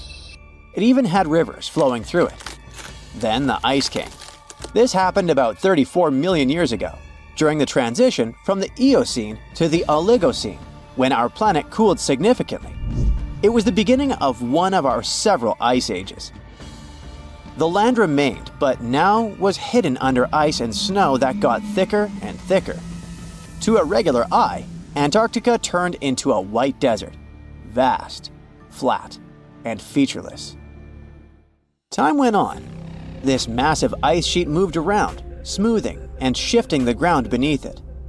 Over the millions of years, it changed what the land looked like. Now, if we looked under the ice, it wouldn't hold any signs of the original South Pole, except for one place. In areas where the ice is especially thick and doesn't move much, like in East Antarctica, it has actually worked the other way around. It became like a super thick blanket that protects the land. Normally, things like wind or rain slowly wear away the ground over time, changing its shape. But since we have this protective ice blanket, it prevents these natural processes from reaching the stuff underneath. So, the ground stayed almost the same for millions of years, like it's been frozen in time. This special area near the Aurora and Schmidt subglacial basins has become the ghost of Antarctica's landscape. This place was barely touched even since it was first covered in snow 34 million years ago. This is a historical footprint, a place that can tell us what Antarctica's ground looked like before it became a freezing nightmare. As scientists peered under East Antarctica, they saw an amazing ghost. The traces of the rivers that were flowing there millions of years ago, various valleys, and some weird little islands, as well as 3 big chunks of land shaped like the letter U. Hey, what's that all about? You see, the continents on our planet are moving constantly, sliding along the red-hot lava mantle like cereal on milk. Over history, they came together and broke apart several times. Hundreds of millions of years ago, several continents were a part of one enormous Gondwana. Antarctica was one of them. It used to be one huge landmass. But when Gondwana broke apart, the poor continent got stretched by tectonic forces. Parts of land were pulled away from each other. Whoosh! And they got torn apart. And that's how we got these big chunks or blocks of land under thick layers of ice. In any case, scientists now want to explore this ghost a bit more. But to study it deeply, they need to actually drill down through the ice, like using a straw to get to the bottom of a thick shake. This will help them pick up some rocks and dirt from way below to learn more about the Earth's history and climate. Antarctica is the 5th largest continent in the world, approximately bigger than the entirety of Europe or Australia, competing with the entire South America in size. Aside from East Antarctica, we discussed there are several more regions: Antarctica Peninsula, South Pole, West Antarctica, and the Ross Sea. The continent is basically a frozen sandbox, and all its hidden, mysterious landscape is actually less explored than Mars's terrain. We only know for sure that without ice, it wouldn't just be flat and empty, but an entire world full of big mountains, huge canyons, and even fiery volcanoes. Some of these volcanoes are so huge that they peak above the layers of snow. In West Antarctica alone, there are at least 138 volcanoes, though only about 8 or 9 are active today. One of the craziest ones is Mount Erebus, the southernmost volcano and the tallest one on the continent, about 12,500 feet high. And deep beneath the ice sheet, this guy hosts incredible, beautiful subvolcanic caves. The temperatures there are warm enough for t-shirts. The Antarctic Peninsula, or Lesser Antarctica, looks like a bunch of mountainous islands deeply underground. It has newer volcanic rocks that are part of the Pacific Ring of Fire, which is like a giant circle of volcanoes and earthquake zones around the Pacific Ocean. The Greater Antarctica is a huge part, almost as big as Australia. It consists of East Antarctica and the South Pole. Beneath the ice, it's a place of rocks that have been around for a very, very long time, including the special zone we mentioned. You probably know that Antarctica is nearly devoid of humans. No wonder, with a mean temperature of about -46 degrees Fahrenheit. But even though this place is horrifyingly cold and deserted, life still clings on. You guessed it, in the underworld. In 2017, scientists found DNA traces of algae, moss, and even possibly unknown small animals in the deep caves. That means that even in such crazy conditions, there are still unique ecosystems thriving in little isolated warm pockets beneath the snow. There was another incredible find beneath Antarctica's Ross Ice Shelf, a lively ecosystem vibing within an underground river. Scientists have long suspected that Antarctica's underworld should have some freshwater lakes and rivers. One day, a satellite spotted a groove there. They decided to explore it and used a hot water drill to melt their way through the ice. As they reached the underworld, they dropped a camera into one of those hidden fresh rivers. And at first, they thought they'd find just some rocks or something. But instead, they stumbled upon hundreds of amphipods, tiny shrimp-like creatures. Little ones instantly swarmed around the lens. Shrimps blocked the camera and scientists couldn't check out what they wanted to. Pretty funny, but at least that means that there really is an important ecosystem deep within Antarctica. Now, they're gonna explore it. And all this is just the beginning of the mysterious underworld. Antarctica's snow also hides the deepest canyon on Earth under the Denman Glacier. Well, Mariana Trench is still the deepest point on Earth, but it's a part of the oceanic crust, geologically speaking. Also, in 1958, explorers found a huge mountain range under the ice, as big and tall as the famous Alps Mountains. The range stretched for about 745 miles with peaks as high as 1.7 miles.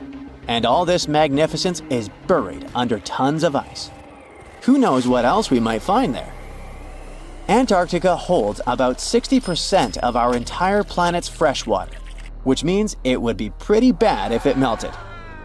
For example, there's this Doomsday Glacier, officially known as Thwaites Glacier. It's a huge ice formation, about the size of Florida, and it's melting right now. Every year, the sea levels rise by 4% because of it. If this guy melts away completely, the sea levels all around the world will increase by 2 feet, which might not sound like a lot, but it would be catastrophic for coastal areas. Luckily, researchers have found that even if its ice shelf were to collapse in the next 50 years, the glacier itself wouldn't retreat as quickly as they feared. It's still losing ice rapidly, but it would be quite a slow process. So hi, how about exploring some cool and unusual artifacts from the past? Let's go! Have you ever heard of Chinese magic mirrors? These mirrors were made of solid bronze. They had 2 sides. The front was a shiny polished surface, similar to our typical mirrors. It was the back that did the magic. When bright light fell on the mirror, it looked as if it was transparent, and the pattern on the back of the mirror got projected onto the wall. The backside could have different designs on it, depending on what its creator wanted to depict. Since the mirror was made out of bronze, no one expected this optical illusion to occur. These ancient artifacts date back to 2900 to 2000 BCE. They became popular in China and were produced in large numbers at the time. Eventually, their fame faded away. For centuries, the magic of these mirrors baffled both people and scientists. In the 11th century, Chinese scientist Shen Ku decided to study the mirrors. He conveniently had 3 of them. He was surprised by the ability of the metal to act as if it were transparent. He believed that some tempering techniques created surface wrinkles on the mirror to make it translucent. Yet these wrinkles were imperceptible to the human eye. It turns out he was right. Many scientists tried to decipher the open mirrors over the centuries, but remained clueless. Finally, in 1932, William Bragg discovered that Shen Ku had been right about imperceptible surface wrinkles all along. Every once in a while, people open multiple tabs in a browser and come to a point where there's no room for a new tab. Apparently, this had also been happening long before computers and the internet were invented. Meet the 16th century browser. This is a full-size book wheel. It's kind of a custom-made rotating bookshelf. Gregory Hayworth, a specialist in textual science, says that this tool has a system of epicyclic gears. That means that the book wheel has a working principle like a planetary system. One gear rotates around another. The shelves of the device maintain a constant 45-degree incline that holds the book securely as the giant wheel turns. Back then, people used the tool while writing encyclopedias and editions of classical works. In this kind of work, a person has to have many books open simultaneously so that the information from multiple sources can be gathered easily. Italian engineer Agostino Ramelli is the inventor of this piece of early modern machinery. What if I tell you that sponge divers in Greece accidentally found an ancient computer? They pulled out this artifact from a shipwreck near Antikythera Island in 1901. Scientists called it the Antikythera mechanism and labeled it as the first mechanical computer. The machine looks like a hunk of bronze, but it has some kind of mechanism composed of gears and wheels. So, experts first assumed that it was an astronomer's tool. After an X-ray scan, though, they found out that the instrument was far more complex than they thought. The artifact was meant to calculate astronomical positions, track the 4-year cycle of athletic games, and so on. It contained a box with dials on the outside and had an assembly of gear wheels attached. It's still unknown who built an instrument with this level of artistry 2,000 years ago and why this technology was lost. After seeing how sophisticated the device was, scientists accepted that their perception of ancient Greek engineering wasn't really accurate. Professor Michael Edmonds of Cardiff University admits that based on the knowledge they have, this mechanism shouldn't even exist. Edmonds says the machine is one of a kind and its astronomical calculations are precise. For him, the Antikythera mechanism is more valuable than the Mona Lisa. In 1929, scholars working in Topkapi Palace Museum in Turkey discovered a map. It became famous for being the oldest map showing the Americas. Perry Rees drew this detailed map on a gazelle skin in 1513. He depicted Europe, North Africa, the coast of Brazil, and several islands, such as the Azores and Canary Islands. The most exciting thing is that he created the map only 21 years after Columbus had set foot in the New World. Well, it was new to him. Perry Rees was a maritime scholar and a successful naval commander leading the Ottoman fleet. Yet, while drawing the map, he relied not only on his expertise in sailing. He created it by assembling and referring to 20 other regional maps, like the Arab map of India, 4 Portuguese maps, and the map of the western parts drawn by Columbus. Yes, the part he got from Columbus raised the heartbeat of many historians. Columbus drew a map during his 3rd voyage to the New World and sent it to Spain in 1498. It's assumed to be lost. Surprisingly, historians can now understand what Columbus noted down by looking at Perry Rees's map. Fun fact, he also drew another world map in 1528.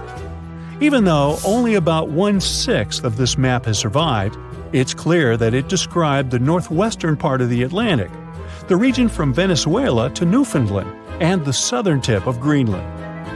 The map also showed Antarctica centuries before its discovery. Historians had to rethink the chronology of history after getting this crazy information. Perry Rees described Antarctica's topography without ice in great detail. In the 1930s, workers found dozens of stone spheres in Costa Rica. Locally, they're known as bolas de piedra, literally stone balls. They were made by a civilization lost in time. What's interesting about these balls is their shape. They are perfectly spherical. How ancient people could make such precise shapes is a mystery. The spheres are of different sizes. Imagine a small one, like a tennis ball. Then put another one next to it, 7 feet in diameter. The largest spheres weighed 16 tons. Archaeologists are sure that these balls are human-made. Yet their purpose remains unclear. Some archaeologists claim that the spheres could represent the solar system or could be inspired by various stages of the sun and the moon. Others say that the stone's placement refers to the houses of chiefs. Most of the stone spheres were sculpted from granodiorite. It's a hard rock similar to granite. Experts believe that ancient people used smaller rocks from the same material as tools to shape these spheres.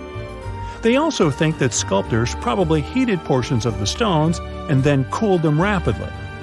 This could have helped them to remove the outer layers of rock. Our next one is an ancient battery set found in Iraq in 1936.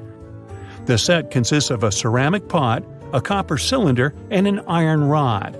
At the top, the iron rod is isolated from the copper by asphalt, and both the rod and cylinder fit inside the mouth of the jar. The copper cylinder isn't watertight, So if the pot was filled with a liquid, it would surround the iron rod as well.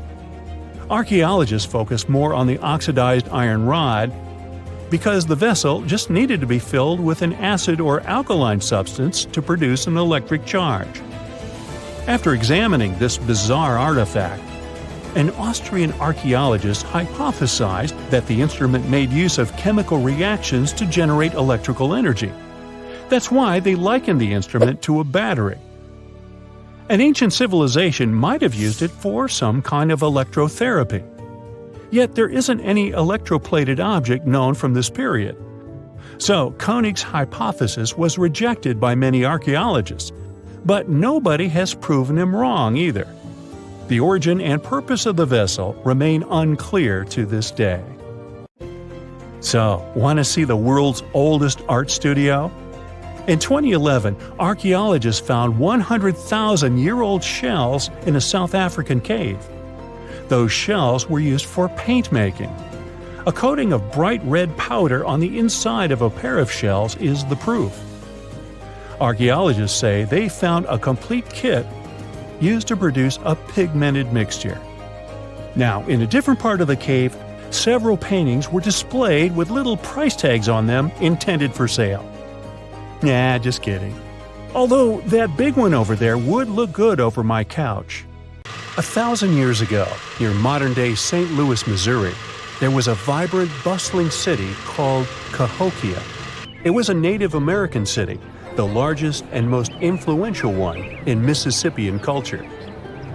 At its peak, around 1050 BCE, Cahokia was home to as many as 30,000 people, making it larger than Paris at the time.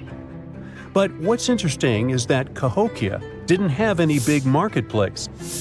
Usually trade was the backbone of any big city, yet this one stood out for archaeologists. That's because Cahokia wasn't about commerce. It was about culture, community, and parties. The people who lived there threw massive parties that would last for days. The city's grandest feature was its 50-acre plaza, surrounded by amazing earthen pyramids. This massive space could hold over 10,000 people. Imagine them all gathering there for festivities, dancing, drinking coffees and teas, feasting on deer, and betting on sports. The events were super lively. Cahokians would wear awesome costumes, style their hair in interesting ways, and decorate their bodies with tattoos. Athletes were playing a game called Chunky, where they hurled spears at a rolling stone disc, competing to get as close as possible. The roar of the crowd filled the air, and performers showed off their skills.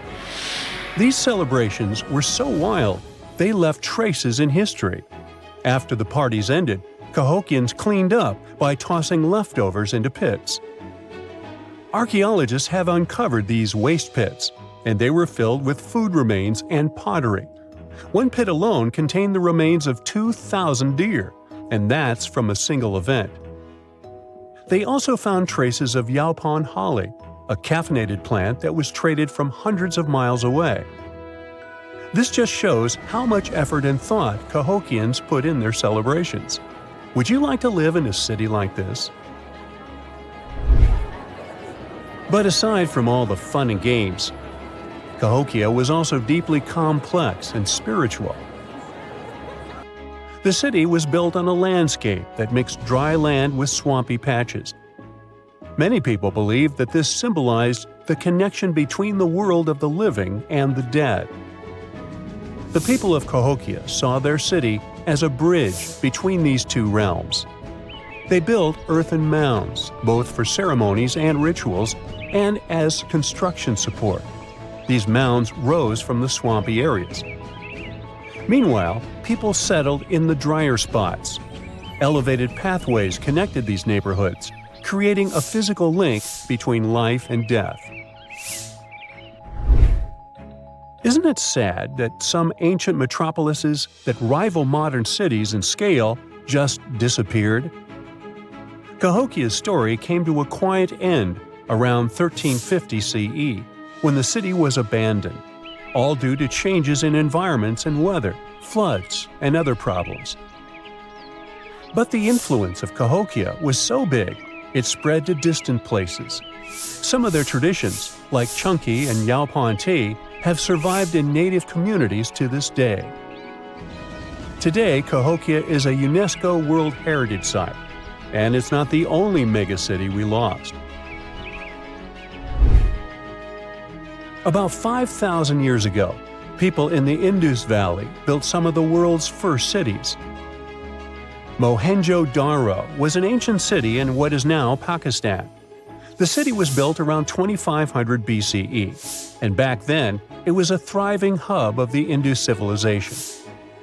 Sure, it was much smaller than modern cities, but it was quite huge at the time, around 40,000 inhabitants. It looks like the locals were crazily strict and disciplined people. The city's planning and organization were incredible. It was laid out in a grid pattern. Streets and important buildings aligned along the north-south axis, probably to match the movement of the sun and moon. They also built one of the most advanced systems for water and waste management of their time. The city had about 700 wells. Nearly every house had its own. Most homes also had private bathrooms with drainages and even underground sewers. This shows how skilled these people were at staying clean. And with all this discipline, it looks like there were no kings, queens, or even a central government. They could still have some authority, like local elites or elected officials, just not a classic strict monarchy or religion. Instead, people there cared about simplicity and order. They basically managed themselves, having standardized ways of doing things, from the way tools and potteries were made to how they traded.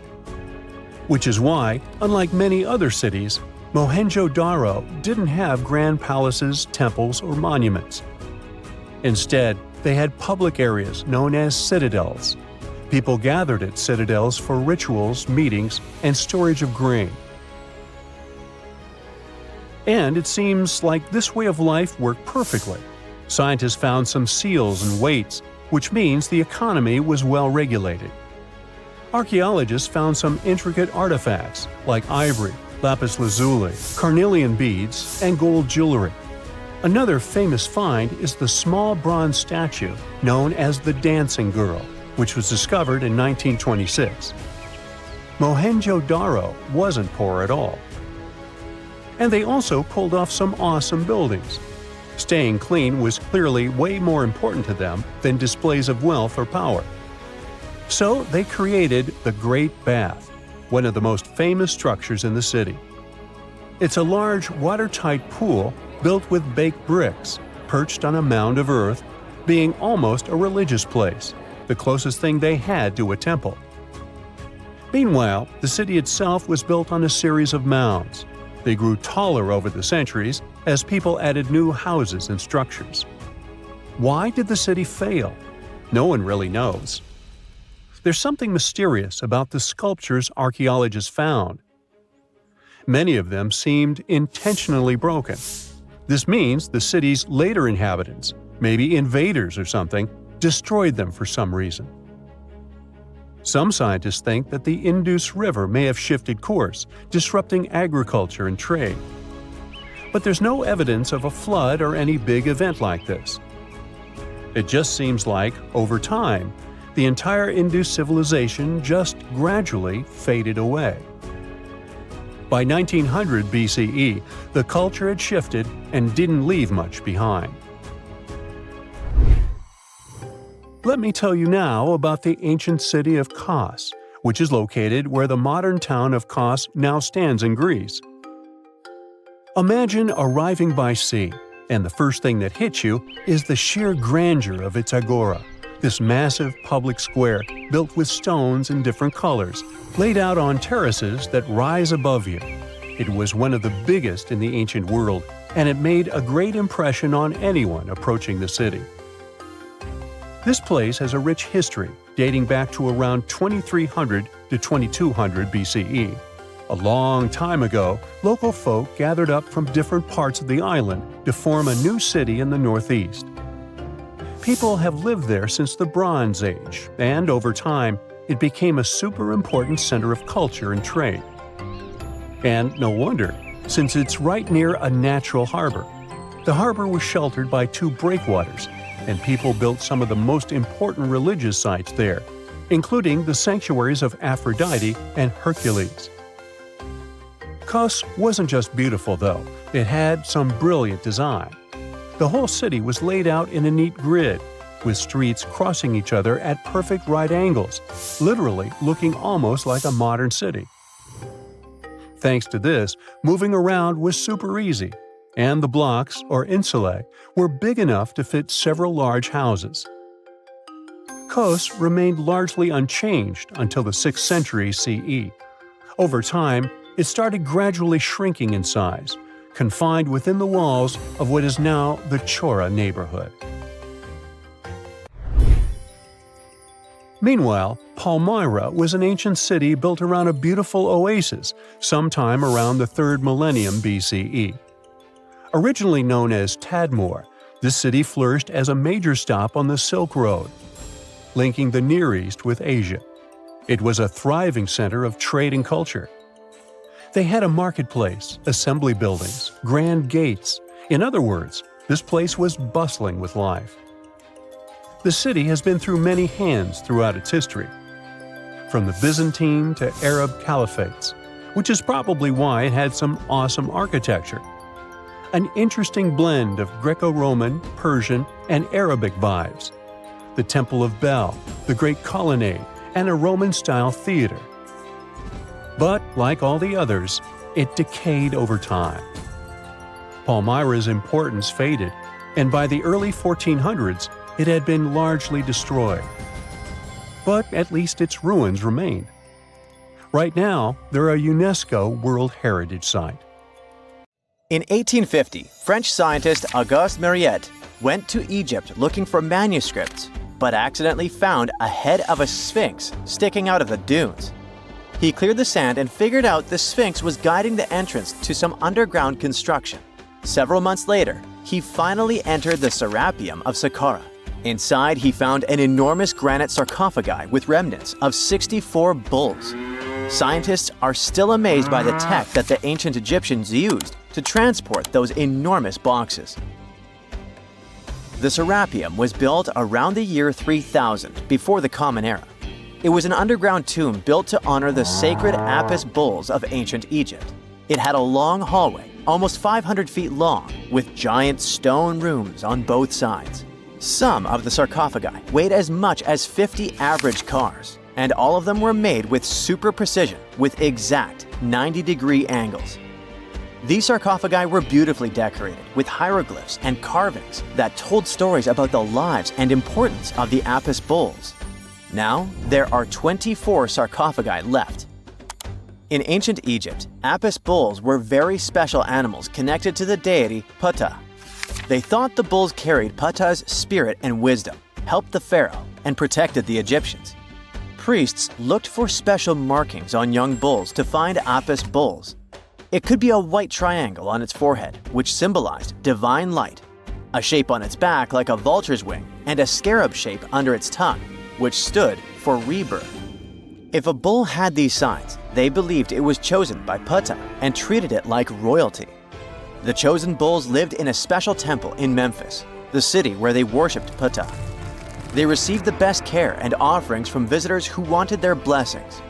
When an Apis bull passed away, it was treated with great honor and mummified.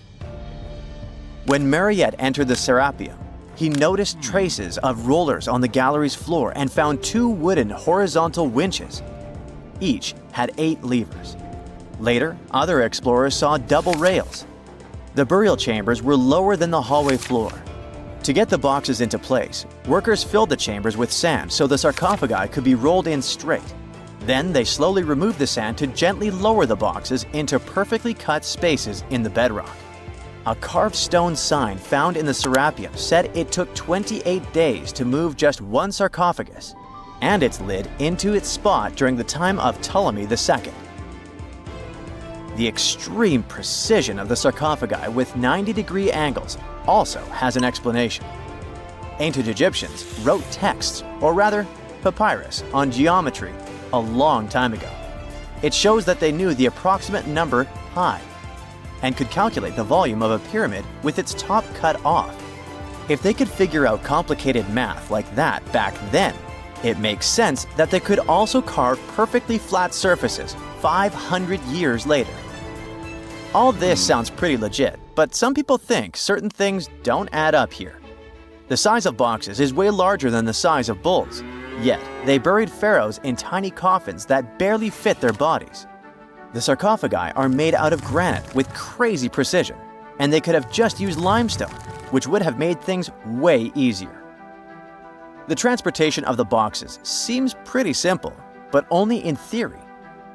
If one person could pull about 440 pounds, then at least 250 people would be needed to pull just one box. The tunnels in the Serapeum are really narrow, only about 2 feet wider than the boxes themselves. There's no way hundreds of people could have squeezed into those tight spaces to pull the boxes. And even if they did, how would they turn the box in the cramped corridor, lower it into its niche, and place it perfectly in the middle? Somehow, they did this 24 times, and every box is centered perfectly. Plus, the chambers were dusty, and there were no signs of soot from lamps.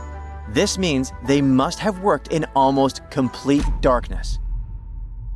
The real use of the boxes could also be different. A long time ago, even before the Egyptian pharaohs ruled, the local people already knew how to use fermentation. It happens when tiny organisms called yeast eat certain ingredients like starch and turn them into gas and ethanol. So someone in ancient Egypt probably put food like barley, bread, and even meat inside a giant stone box, then closed it tight with a heavy lid.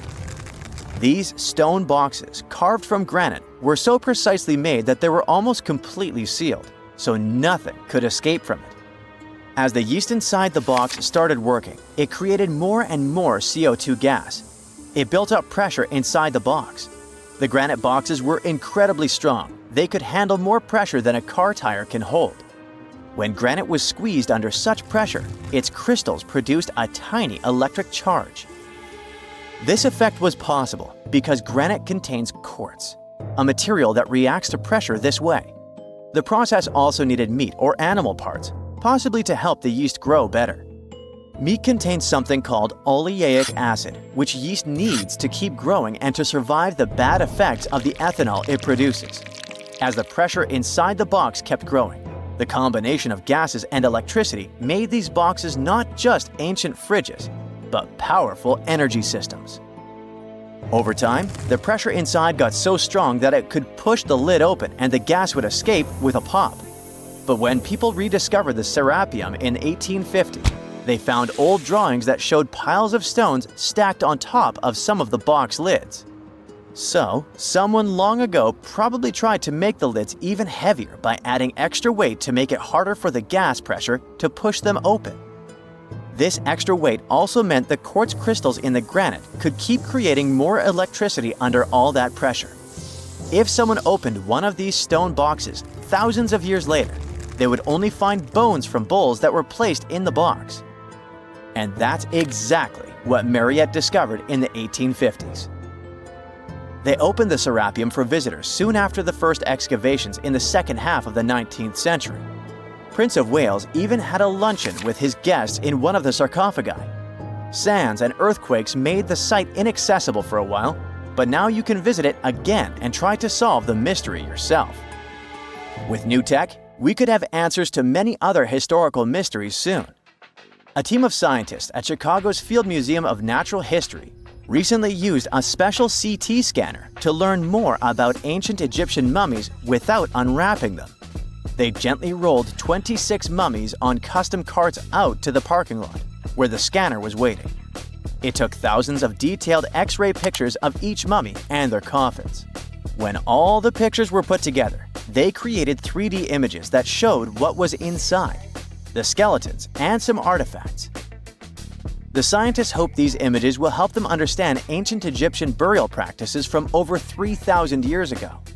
Even though the scanning process only took 4 days, it might take 3 years to study all the data. But scientists were able to learn some personal details about the mummies. One of the most popular mummified individuals at the museum, Lady Chineta, was a woman who lived in ancient Egypt about 3,000 years ago. It looks like she passed away in her late 30s or early 40s. To make sure her body looked complete for the afterlife, embalmers put stuffing in her neck to keep it from collapsing. They also placed artificial eyes in her sockets, so she would have eyes in the next world. She was wrapped in fancy linen and placed in a beautifully decorated coffin. The scans revealed that it had been carefully crafted with a slit at the back, which embalmers used to fit the body. There were also some artistic details on the surface, like markings for her knees.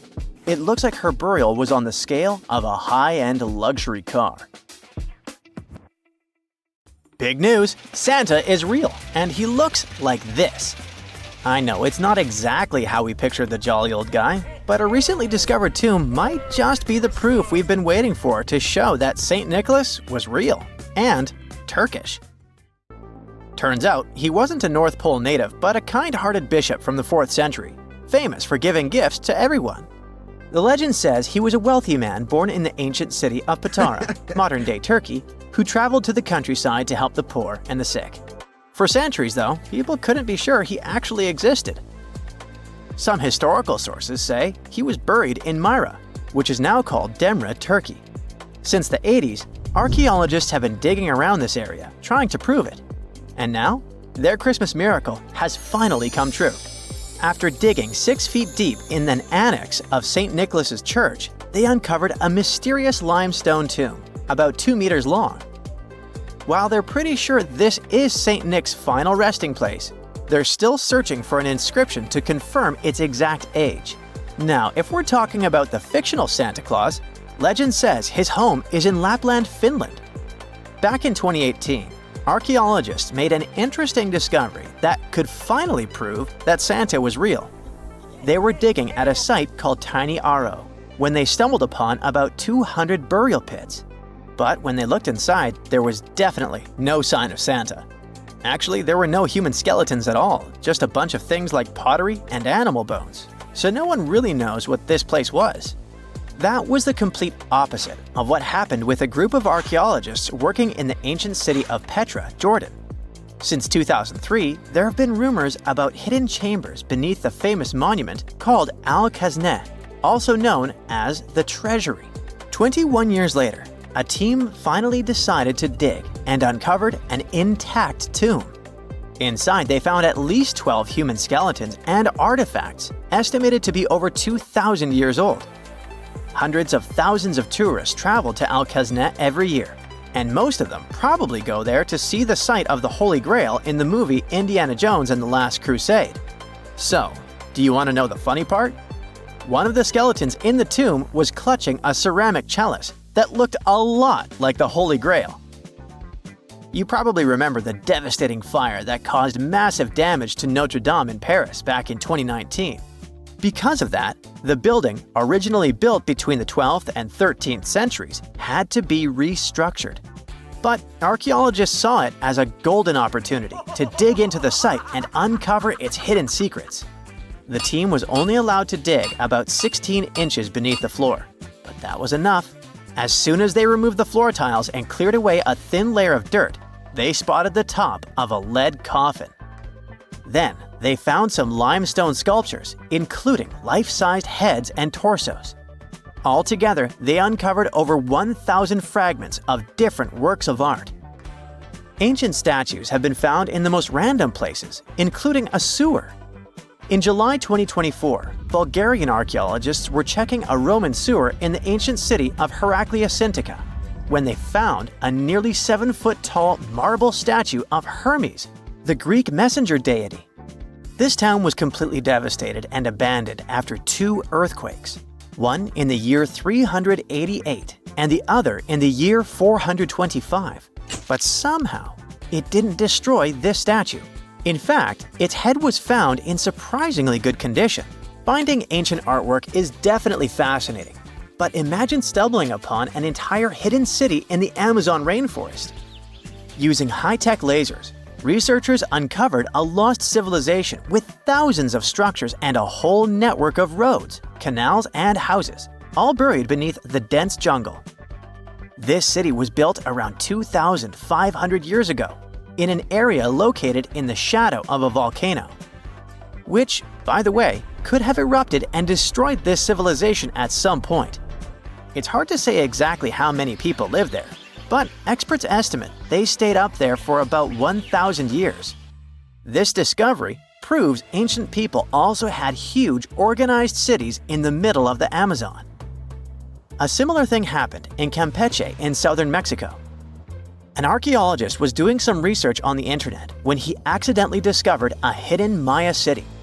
This area, now called Valeriana, was huge, about the size of Edinburgh, the capital of Scotland. It had pyramids, sports fields, amphitheaters, and paths connecting different districts.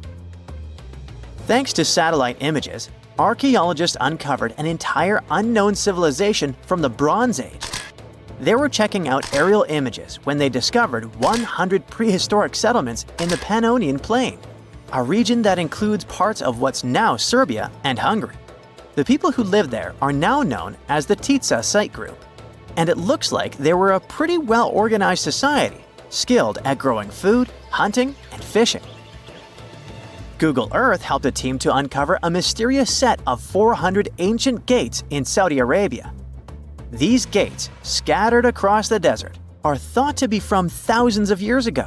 They're made of stone and arranged in weird formations that have left archaeologists scratching their heads. I mean, they don't look like they were meant for funerals, and they don't seem like structures where people lived. So, we still have no idea what they are.